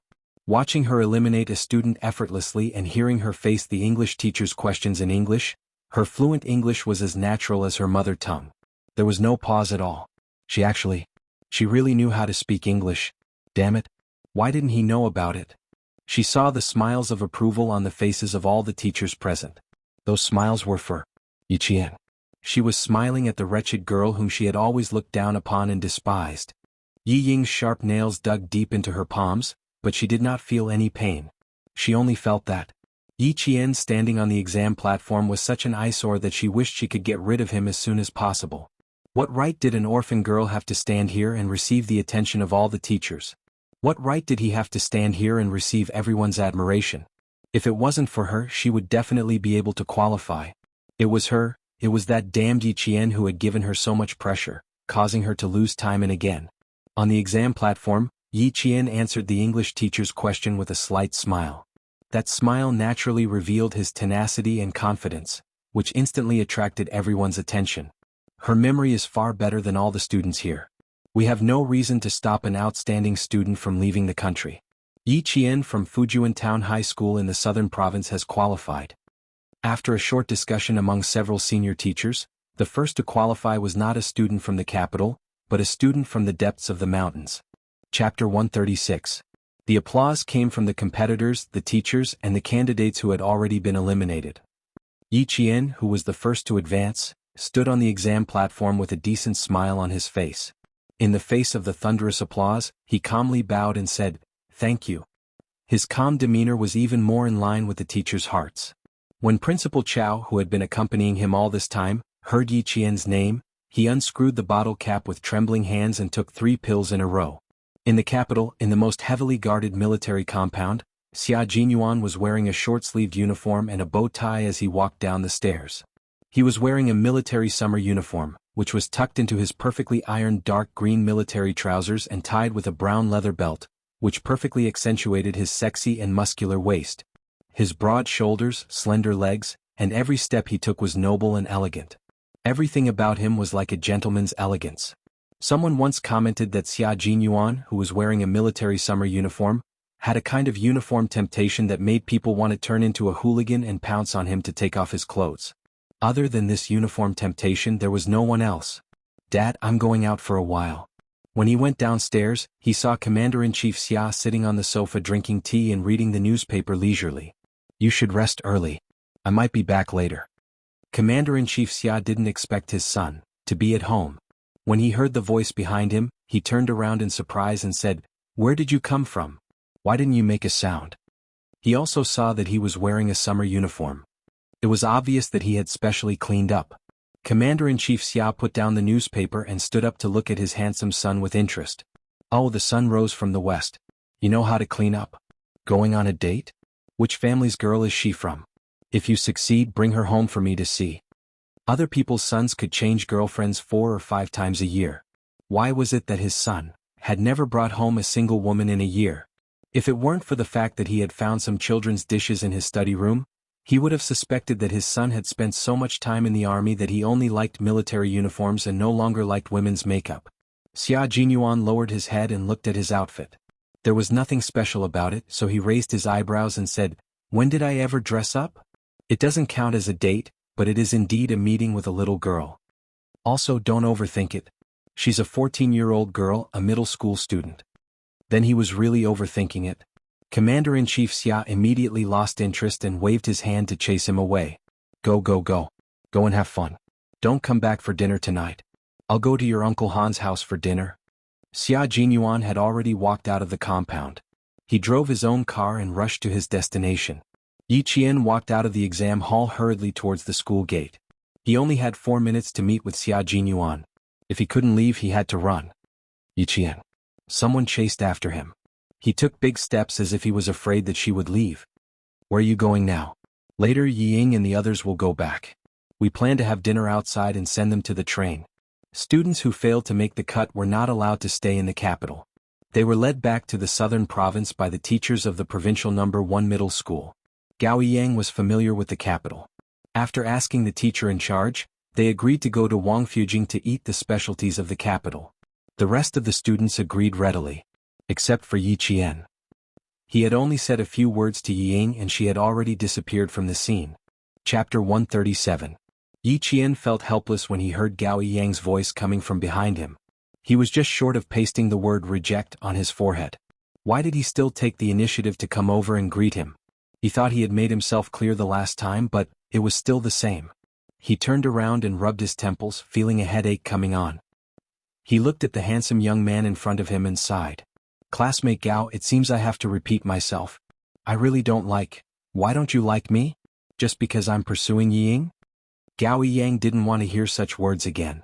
Moreover, he didn't understand why she hated him so much. Thinking back, he really couldn't recall doing anything that made her hate him. He didn't want her to treat him like a spring breeze, but he still wanted to be like an ordinary schoolmate and be able to communicate peacefully. He didn't want to be at daggers drawn as soon as he spoke. Yi Qian, who had been interrupted by him, smiled knowingly and praised him. Not bad. At least you know your place. Yi Ying, who couldn't help but walk out after hearing this, acted as if she had discovered a new continent. She seemed to have understood something and walked over with a sneer. Classmate Gao has always had a good reputation in school, but you, Yi Qian, are always against him. I didn't understand before, but now that you've said it, I understand. He's pursuing me, so you hate him? Can I say that your hatred is born out of love? It sounded quite reasonable. Gao Yiyang's cold, handsome face looked a little awkward because of her words. He turned to look at Yi Ying and scolded her in a low voice. What nonsense are you saying? Like him? He wasn't stupid enough to not know the difference between love and hate. Yi Qian clearly hated him. It had nothing to do with love. I didn't say anything. Didn't she admit it herself? Yi Ying glanced at him with a smile and chuckled. Gao Yiyang, what should we do? Why don't you stop pursuing me and just pursue our famous classmate Yi Qian? I don't want to waste the last bit of our sisterhood because of a boy. Acting had always been Yi Ying's specialty. Just like now, her eyes were cold, but she could still pretend to be smiling. Yi Qian sneered and said calmly, Don't. Yi Ying's standards have always been very high. It's not easy for you to find a boy who can catch your eye. Please don't give him to me, I'm afraid. After he finished speaking, he deliberately paused for a moment. He then saw Yi Ying's expression change abruptly. Even her gaze became exceptionally sharp. TSK. If you're not that generous, then don't pretend to be. Look at your little face. Look at how scared you are. Yi Qian was teasing Yi Ying as if he was teasing a puppy. With just a few words, he was able to make Yi Ying's emotions fluctuate. He lifted his chin slightly and said to Gao Yang, have a good talk with your girlfriend. Don't talk about giving in so easily. If you really give it to me, what if I'm bored and take it again? I'm afraid she'll cry herself to death in the toilet.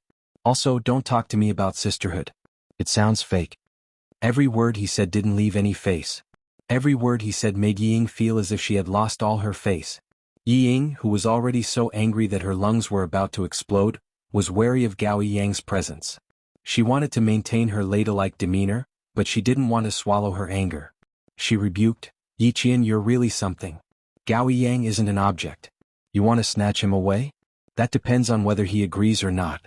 Save some face for yourself. Don't let others look down on you. Chapter 138. Beside them, Gao Yiyang's expression turned ugly. Yi Ying, she didn't say anything about snatching. You don't have to overthink it. Girls always like to overthink things. He could clearly hear Yi Qian's mockery, but Yi Ying thought that Yi Qian was provoking her. What did he mean by she didn't have to overthink it? Hearing this, Yi Ying laughed coldly. I'm not overthinking it. I've never seen her hate you before. Now that you're walking a little closer to me, she looks disgusted. Isn't this hatred born from love? Hatred born from love? A clear voice with a hint of laughter came slowly. Then, a slender figure strolled in the sunset, gracefully walking over like a god. Hey little girl, when did you ever hate me? After waiting for 5 minutes, she still hadn't come over. It turned out that she was blocked by someone. When Yi Qian heard that voice and what he said, he felt his head hurt even more. Why did he enter the school?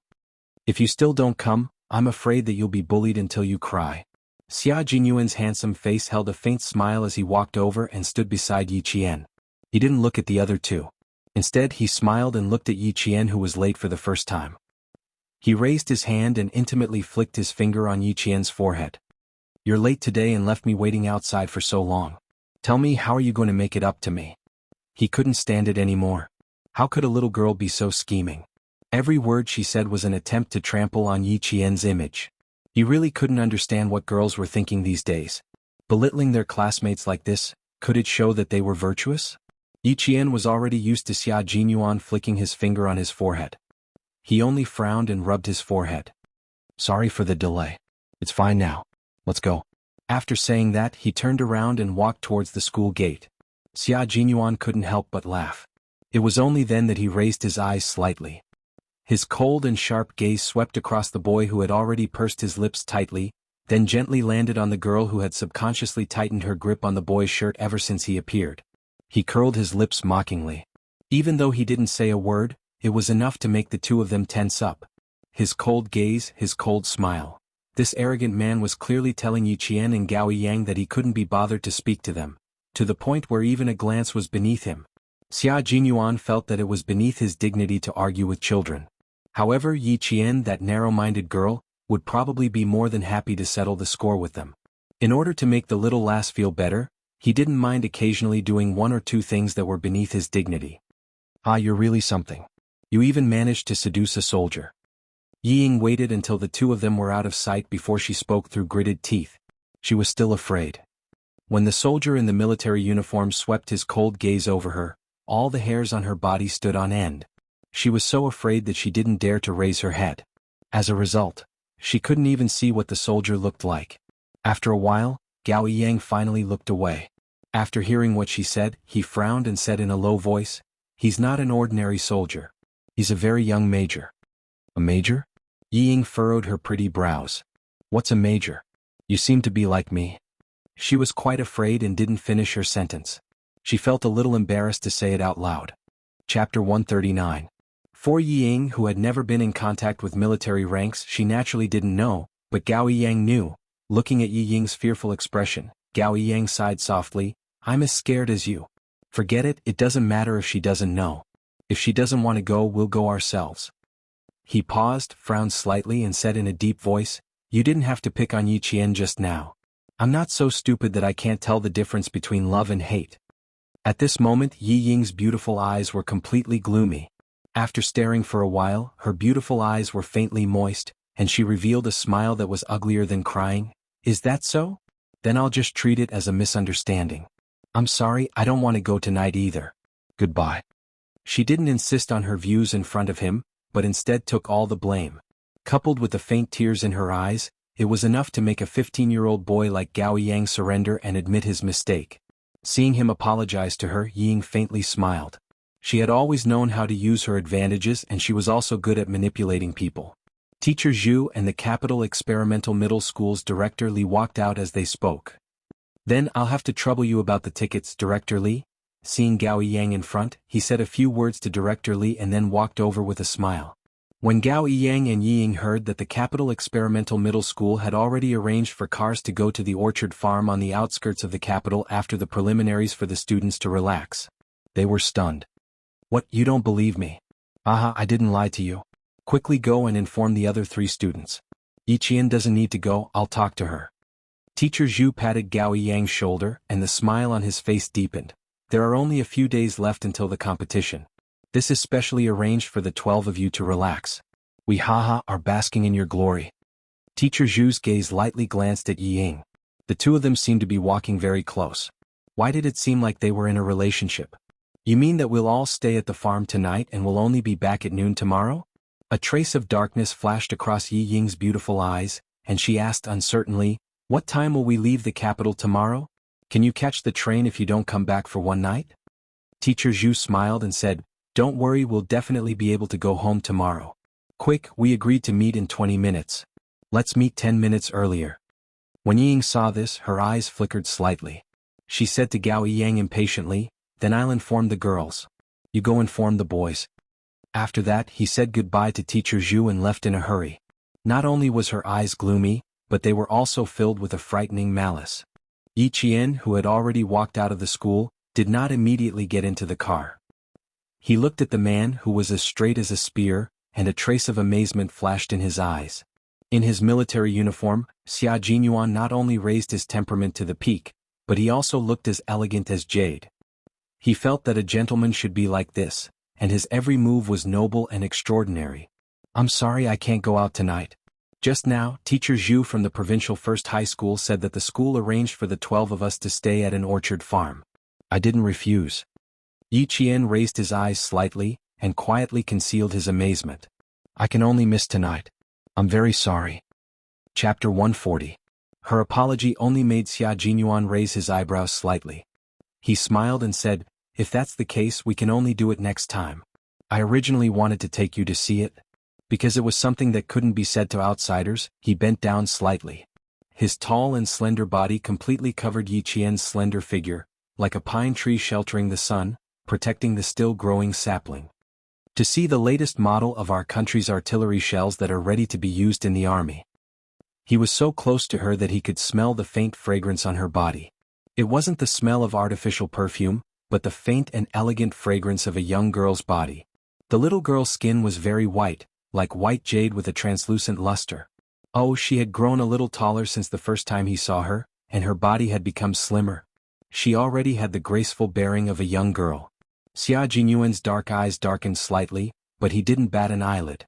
His gaze lingered on Yi Qian's slender, swan-like neck. It wasn't abrupt, but purely out of appreciation for beauty. In an instant, Yi Qian, who was enveloped by his minty scent, retreated slightly.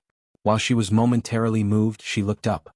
The moment their eyes met, Yi Qian saw the confident smile on his sexy thin lips, as if she would definitely agree and reject the school's arrangement.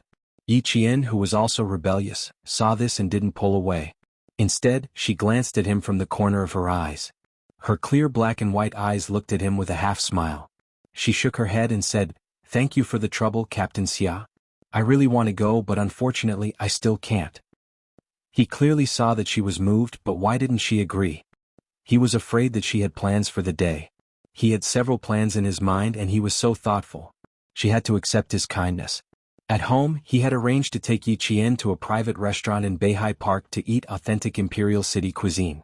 Then he would take her to the courtyard's training field to see if she had improved in the few days that he had been away. This arrangement didn't seem to be enough to keep the little girl by his side. Therefore, he changed his strategy at the last minute and brought out the artillery shells in the military factory. The tactics were good, but the people they encountered were not ordinary.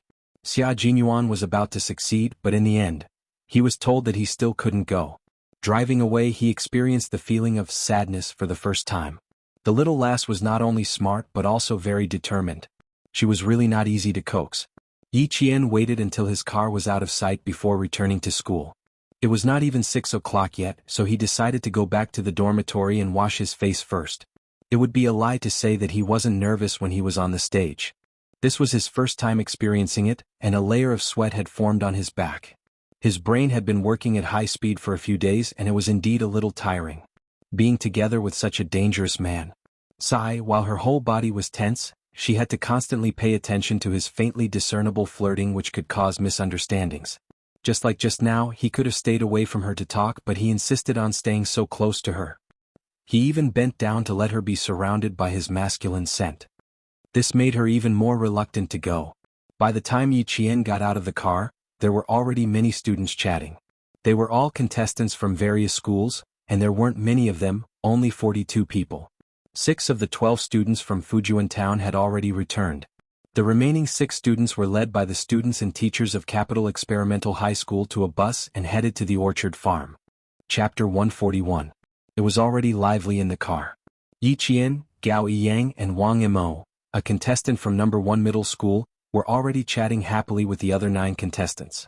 This time Yiying, who was not with Gao Yiyang, heard the low laughter coming from the back of the car. She, who was also chatting with a student, secretly pinched the leather seat with her sharp nails, a cold light flashing in her eyes from time to time. Occasionally, when she was chatting with students from other schools across the road, her gaze would intentionally or unintentionally fall on Yi Qian, filled with jealousy and malice. "Yi Qian, I'll let you be happy for now. You want to participate in the World Mathematical Olympiad? Ah, are you worthy? Ying, who was gloomy all the way, suppressed the faint excitement in her heart and chatted happily with the students around her. Yi Qian, who was chatting with the contestants from number 1 middle school, had a faint smile on his face the whole time, as if he did not notice the gaze coming from somewhere. Occasionally, a cold light flashed in her deep eyes, and only then did he know that she had already noticed it. The gaze of hatred was so strong that it was hard for her to ignore it. When they arrived at the suburbs of Beijing, the sky was not completely dark. The students with cameras in their hands could not wait to take photos with Yi Qian and the other 12 contestants who had been selected. Ying glanced at them, revealing a hint of ruthlessness, and turned to leave alone. Take a photo for me, take a photo for me. When they were outside, the distance between the boys and girls had increased imperceptibly. The boys from each school fought to be the first to take photos with Yi Qian, and some even left their addresses, hoping that they could often write to each other in the future. Of course, they were learning how to write to each other. After Yi Qian changed the trajectory of her life in this life, Xiuyan's demure brows had unknowingly become more cheerful. Regardless of whether it was a boy or a girl, she could communicate with all aspects, leaving a good impression in the hearts of her classmates as educated and well-mannered. Someone was sitting in a wicker chair on the leisure balcony on the 2nd floor of the farm, watching the figures of the students playing in the forest. His gaze was not just focused on one spot, but also seemed to be searching for something. Young Master Xia, you're really interested. Is the fun place in a farm with no women, no wine, and no food? A slender man with a dozen cans of beer in his hand walked over.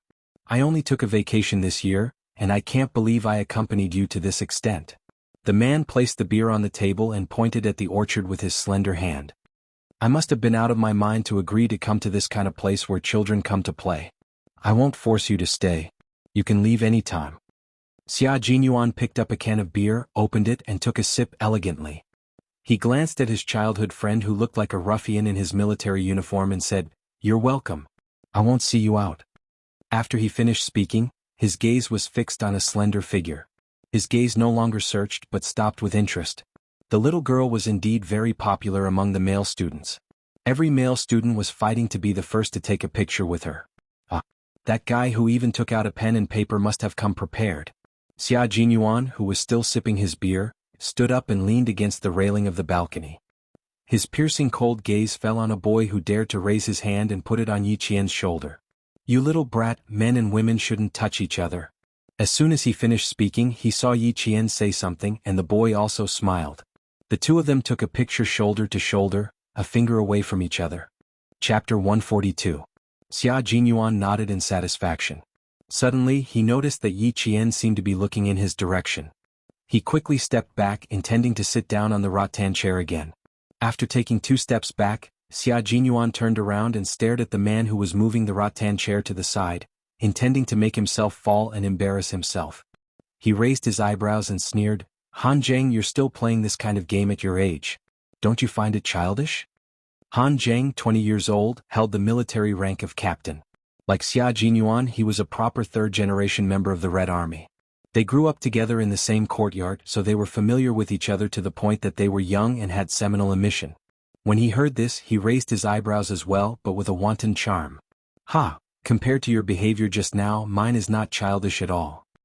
He held an unopened can of beer in his hand as he casually stood there.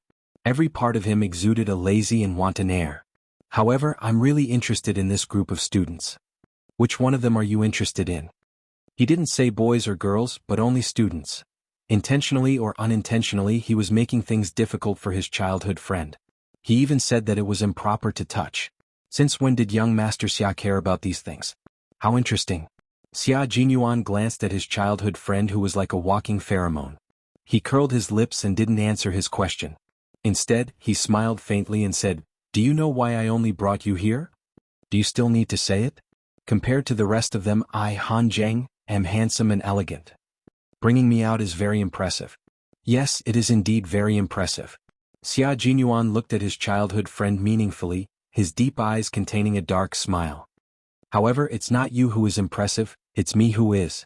Han Zheng elegantly adjusted his military collar and laughed even more happily after hearing this. "Of course, who am I, Han Zheng, and who can become my friend is impressive. Of course, being friends with young Master Xia is also very impressive." This was definitely the truth. Among all the influential families in the capital, who could compare to family Xia? Old Master Xia was one of the founding generals of the country. He didn't catch the hidden meaning behind Xia Jinyuan's words. His handsome face was still full of smugness as he continued happily, "Let's go, I'll give you more face. By the way, I'll introduce you to the little beauty who made you drive your car all the way to the suburbs of Beijing.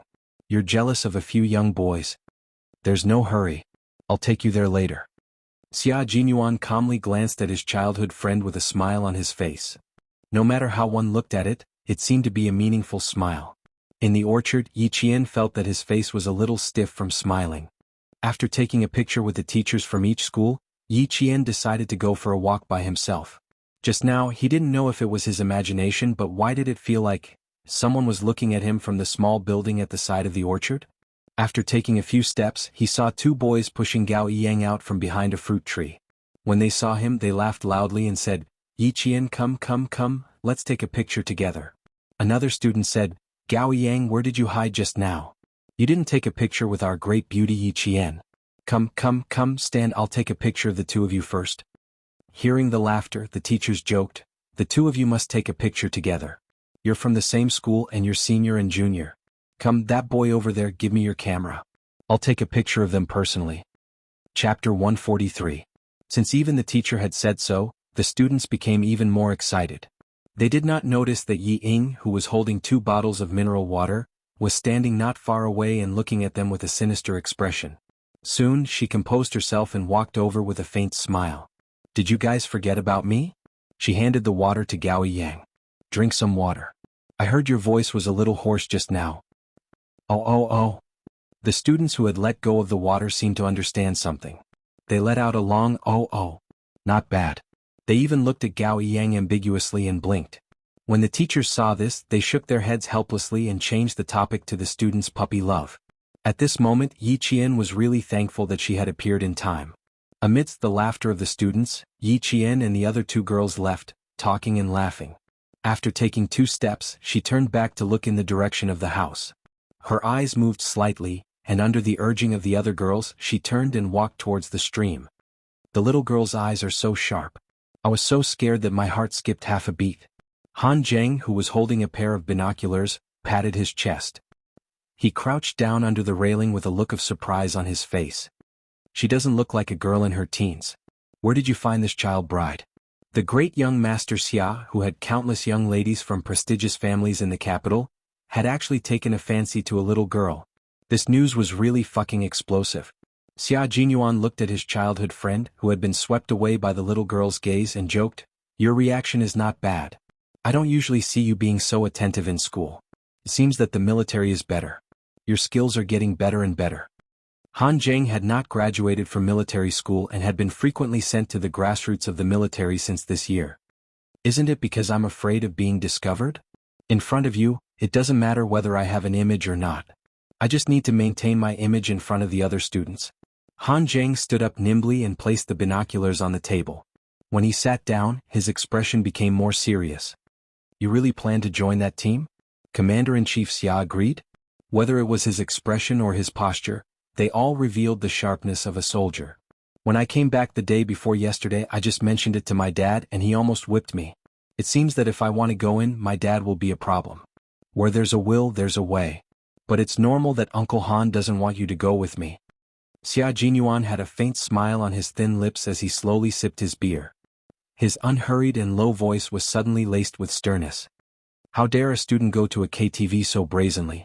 Han Zheng, who gave you the guts to do that?" His voice wasn't loud, but it was like a clap of thunder. Han Zheng's scalp instantly tensed up as he explained, "It's true that we're going to the KTV, but we're not going there to drink or have fun. Fuck, it was Wu Yunjia who caused trouble for me. I wasn't careful and fell into a trap. Forget it, let's not talk about this today. I'm going to the military academy because I want to join the brigade. My dad has to agree even if he doesn't want to." After saying a few words, Han Zheng seemed to realize something. His flirtatious peach blossom eyes instantly burst forth with a wolf-like ferocity. "Commander-in-Chief Xia agreed to let you go? Why did he agree so readily? The brigade was on the brink of life and death and he actually agreed." The sky was already dark, and the laughter of the students could no longer be heard in the orchard. Xia Jinyuan stood up lazily and looked down at his surprised childhood friend. Your goal for entering the military academy is to enter the brigade. Unfortunately, so am I, Xia Jinyuan said to Xia Jinyuan. Chapter 144. The difference is that I've already discussed it with Commander Xia before the exam. I'll report on time after a year of training in the army. Young Master Han, you're still too inexperienced. After saying that, she turned around and walked into the room, leaving behind a stunned first young Master Han. He didn't come back to his senses for a long time. Brother Xia, young Master Xia, my young master, give me some advice. You have to give me some advice. A gust of wind blew past and Han Zhang, who was instantly sober, chased after him. Give me some advice first, then go see your child bride, okay? Xia Jinyuan's indifferent voice came from outside the room. Child bride? I don't have the guts to do that. I'm just protecting the little girl. Let's go, young Master Han. If you want me to do something, you have to perform well. Treat the little fox as a child bride? He really didn't have the guts. The little girl was his informant among the students. Not only did he apply for international police protection, but he also applied for personal protection. Now, whether it was in the country or abroad, protecting her was his current mission. When it was time for dinner, the restaurant of the farm was already filled with the aroma of the food. The local students from Beijing played the role of host and introduced each dish that was served. Xia Jinyuan, who was sitting in the private room, looked through the bamboo curtain at Yi Qian, who was clinking glasses with his classmates. He didn't touch much of the food that was served. You're protecting her personally, right? Why do you look like you don't want her to know?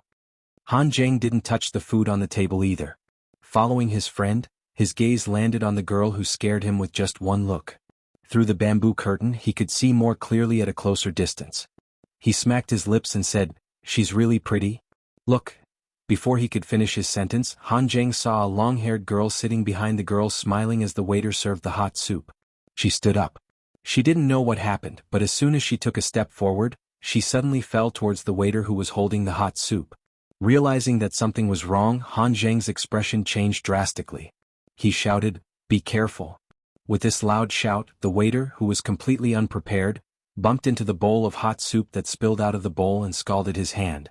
At the same time, the bowl in his hand flew directly towards the back of the girl sitting at the other table. Yi Qian, who had his back to the waiter, seemed to be prepared. Accompanied by a loud shout from behind the bamboo curtain, Yi Qian stood up in a flash. At the same time, his slender hand grabbed the back of the chair. Under Yi Ying's gloating gaze, he gently lifted the chair to block the waiter. The disaster that would have befallen Yi Qian was instantly stopped by this chair. The entire process happened in the blink of an eye. The chair collided with the large bowl. Accompanied by the waiter's frightened cry after the bang, there was the sound of porcelain shattering all over the floor. This scene happened so quickly that Yi Ying, who still had a sinister sneer in her eyes, was completely caught off guard. A bowl of hot soup was directly poured onto her legs. "Ah!" she screamed at the same time. In her contracted pupils, she saw Yi Qian mocking her. It was as if he was saying that she already knew what she was doing. The soup didn't completely pour onto her legs. Because of Yi Qian's sneer, Ying simply bent over and squatted on the ground, crying out in pain. From the cause of disaster to the victim, the huge change in status made Ying, who was squatting down, grit her teeth until her facial features were hideous. Even like this, she actually managed to dodge it. Chapter 145. From the perpetrator of the disaster to the victim, the sudden change in status caused Ying, who was squatting down, to grit her teeth. Her facial features were contorted in anger. She actually managed to avoid it. The students in the cafeteria all stood up. Not only did the students react to the sudden turn of events, but the teachers as well. The two people who rushed out from behind the bamboo curtain quietly retreated. Han Zhang, who was sitting back in his chair, said in surprise, "You reacted so quickly. Have you practiced before?" "Yes, I'm pretty good at fighting." Xia Jinyuan, whose eyes were dark, poured himself a cup of tea. As he sipped the tea, he hid the cold glint in his eyes. If Yi Qian hadn't been on guard, that bowl of hot soup would have spilled all over her. Ying was really vicious. Han Zhang squinted his long, flirtatious eyes. After a while, he nodded and said, "Not bad indeed. Are you okay? Are you okay?" The girl sitting next to Yi Qian was so scared that her face turned pale. Her lips trembled as she asked Yi Qian, "Are you scalded? Let me take a look." She was so scared that she was about to cry. The other girl had a bad temper.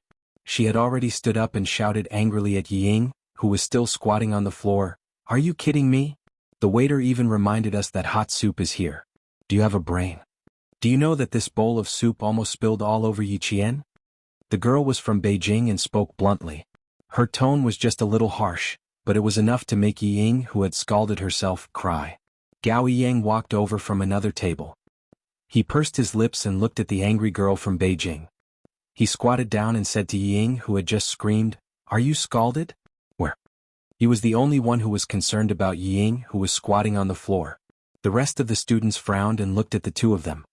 "It's fine if you scalded yourself, but don't implicate others." Seeing this, the girl from Beijing didn't say anything else. She turned and asked Yi Qian, "Why don't we go back to our rooms to rest first and wake up early tomorrow morning to play?" Yi Qian smiled at the girl and bent down to pick up the overturned chair. He walked step by step to Yi Ying, who was still squatting on the floor and pretending to be the victim. He slowly bent down. "Ying, one who is unjust is doomed to destruction. You should really be glad that you spilled a bowl of hot soup." In Gao Yang's tense gaze, Yi Jian had already gently moved to her ear. Her breath was cold, but her words were like needles. "If it was a knife or something like that, I'm afraid that one of your legs would be crippled." "Ying, oh Ying, what's a bowl of hot soup? I'll wait for you to use your ultimate move."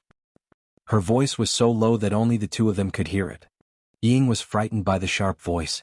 She suddenly panicked. She buried her head tightly and her nails pierced her arm. She endured it and didn't look up. She only cried out in pain. Seeing this, Gao Yang didn't blame Yi Qian. Instead, he said in a low voice, "Go back to your room and soak yourself in water. Otherwise you'll get blisters." After that, he carried Yi Ying horizontally and walked towards the dormitory. "Waiter, go get some burn ointment." Teacher Zhu walked over from the teacher's table. He didn't immediately chase after them. Instead, he walked to Yi Qian's side and patted her shoulder. "Go back to your room and rest. I'll take care of this." They were having a nice meal, but this had to happen. Let's see how Yi Ying's burns are first. Chapter 146. "Okay, I'll come over if there's anything." Yi Qian bowed slightly. There was no panic or shock on his face. "I'm sorry to have made you worry." Teacher Zhu wasn't the only one to say this. The other teachers also comforted Yi Qian before going to visit Yi Ying in her room. Yi Qian thanked them one by one and looked in the direction of the moving bamboo curtain. If she wasn't mistaken, she recognized one of the two military green figures that rushed out of the bamboo curtain. Xia Jinyuan. I bet she found out about us. Behind the bamboo curtain, Han Zheng covered his face with his hands. She's already looked in our direction a few times. Young Master Xia, your secret protection plan has failed. Xia Jinyuan began to eat slowly. When he heard this, he smiled faintly. His handsome features were like blooming flowers, elegant and gorgeous. But she won't take the initiative to look for me, so it doesn't matter if she finds out. After hearing this, Han Zheng pondered. Why did it feel like something wasn't right? He didn't know if he was thinking about something wrong. Did it mean that the little girl didn't want to see the great young Master Xia? So, young Master Xia was secretly protecting her? Calm down. Is there a need to be so surprised? Xia Jinyuan tapped his slender fingers on the table twice. He calmly let his childhood friend know that Yi Qian didn't like him. That's why I said this little girl is interesting. Up until now, no one had ever disliked him. No one had ever piqued his interest like this little girl did. He wanted to see how far she could go. He also wanted to reach out and give her a hand when she needed help. Han Zheng closed his gaping mouth and stuffed a piece of vegetable into his mouth. Brother, don't blame me for saying this, but if you go on like this, don't go crazy. The little girl doesn't know anything now. Don't do anything bad.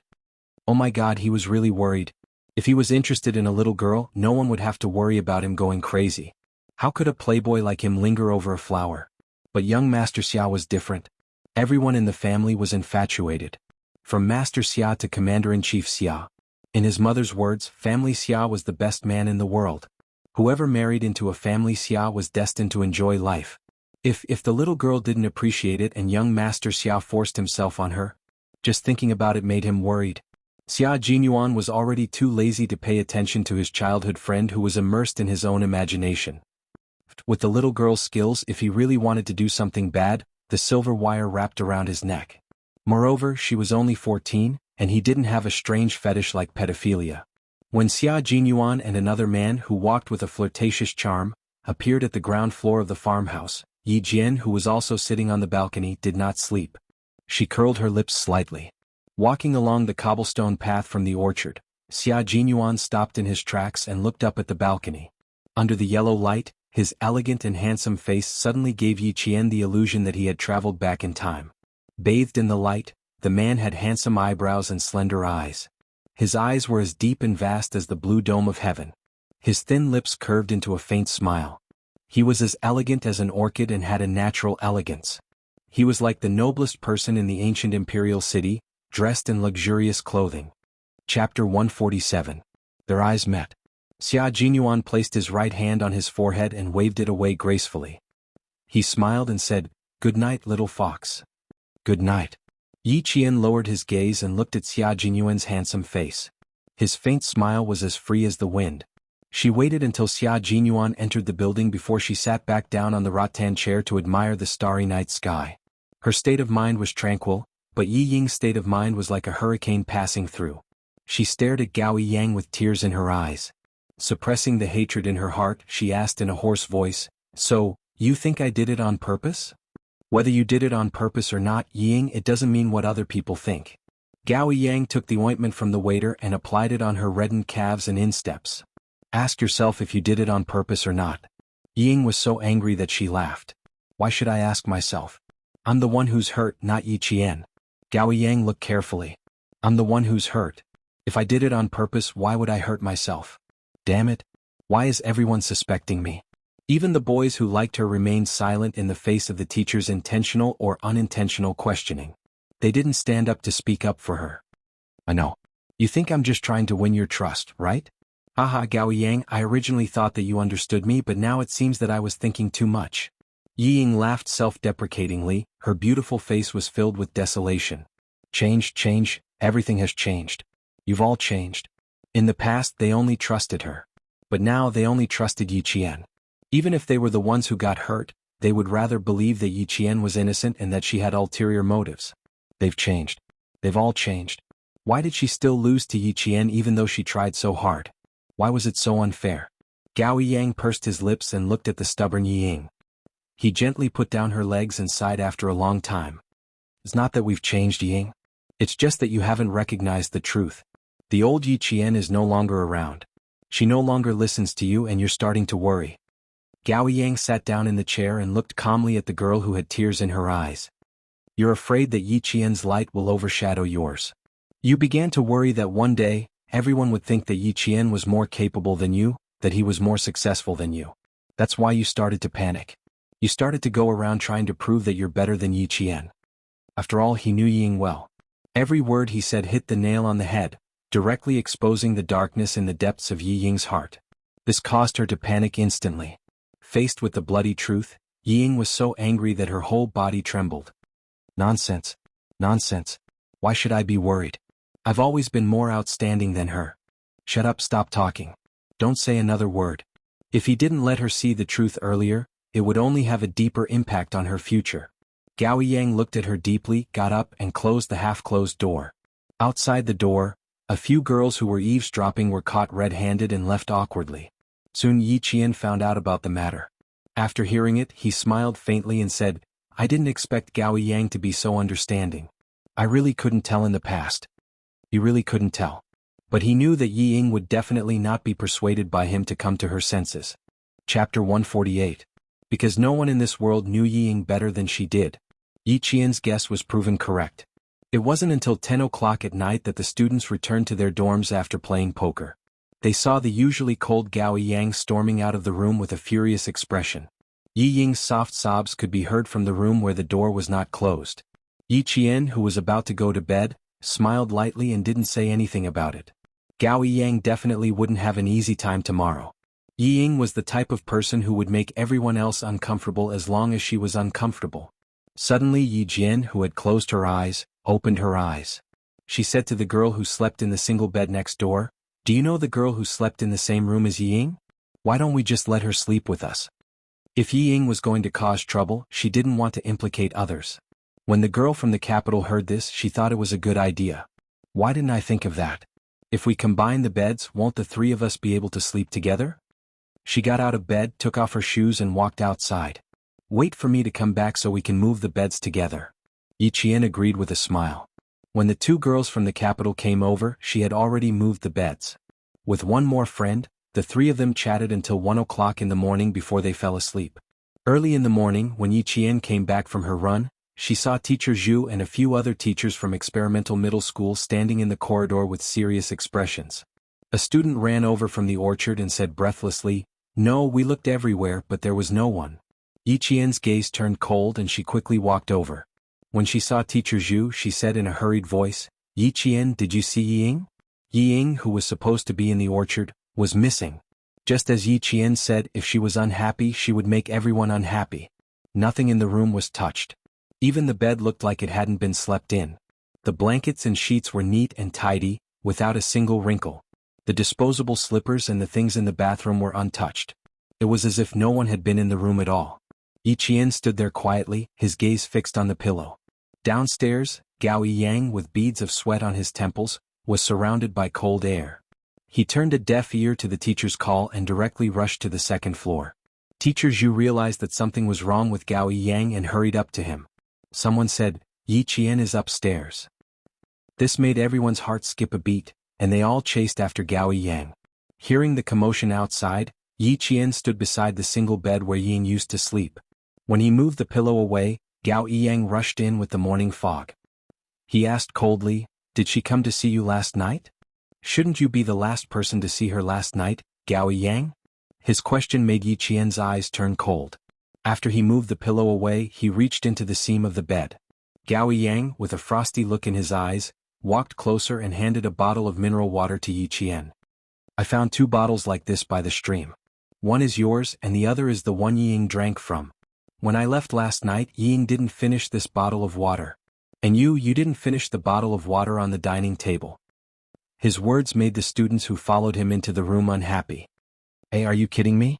What do these 2 bottles mean? So what if you found them by the stream?" Chapter 149. "If he found them by the stream, then it proves that Yi Ying and I met alone last night," Yi Qian said calmly. "It's normal for Gao Yang to make such a guess." She pointed at the mineral water bottles in his hand. "One bottle should be in my hand and the other bottle should be in Yi Ying's hand. Now that both of them are by the stream, it makes people think that Yi Ying and I went to the stream in the middle of the night. After all, both of us almost got into trouble last night." This was something that couldn't be explained clearly. It was just a simple setup, but it was enough to make her speechless. Even if the 2 girls who slept with her could prove that she slept with them last night, what about after she fell asleep? Could they prove that she still slept with them? When Gao Yang heard this, the coldness on his face deepened. "She didn't sleep last night and now she's gone. Yi Qian, she didn't sleep last night? Did you see with your own eyes that she didn't sleep last night?" Yi Qian laughed, and her cold eyebrows became a little more beautiful. "You need to understand. Number 1, just because the 2 bottles were together, it doesn't mean that we were together because you didn't see it with your own eyes. Number 2, you didn't see with your own eyes whether she slept last night, so you can't be so sure that she didn't sleep last night. It's the same as how my roommates can't prove that I didn't go out last night after they fell asleep. If you didn't see it with your own eyes, then everything you say doesn't make sense." Everyone present was smart, so they could understand what Yi Qian was saying. She made it very clear that the 2 bottles together didn't mean that she and Yi Ying had definitely met. However, Yi Qian couldn't prove that she wasn't with Yi Ying, so Gao Yang could assume that Yi Qian and Yi Ying met by the stream last night. Similarly, Gao Yang couldn't prove that Yi Ying didn't sleep last night in her room. The reason was the same: they didn't see it with their own eyes.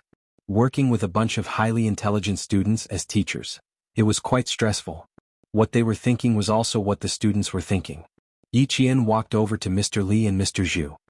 He picked up a few strands of black hair from the side of the bed and said, "This is Yi Ying's hair. At least it proves that she slept on the bed.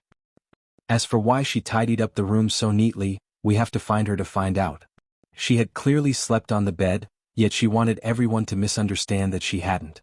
After realizing the deeper meaning behind Yi Qian's words, the expressions of the teachers and students changed slightly. Gao Yang clenched his teeth so hard that his cheeks were visible. He looked deeply at Yi Qian and said, "Sorry, I was too impatient." Then he turned and walked downstairs. His slender figure still looked somewhat young. At least, compared to the 2 soldiers who brushed past him, Gao Yang's back was so thin that it looked slightly frail. "Male student, why are you in such a hurry to leave? Come, let's have a chat." Seeing that they were about to brush past each other, Han Zheng instantly reached out and put his hand on Gao Yang's shoulder with an undeniable aura to make him stay. Dressed in a military uniform, Han Zheng put away his bone-chilling charm and looked full of military might. He smiled and said, "We'll leave together later. We still need you to bring us to the stream." Gao Yang wanted to resist, but when he calmed down and saw Xia Jinyuan standing at the side, he was slightly stunned. Wasn't this the young major that Yi Qian knew?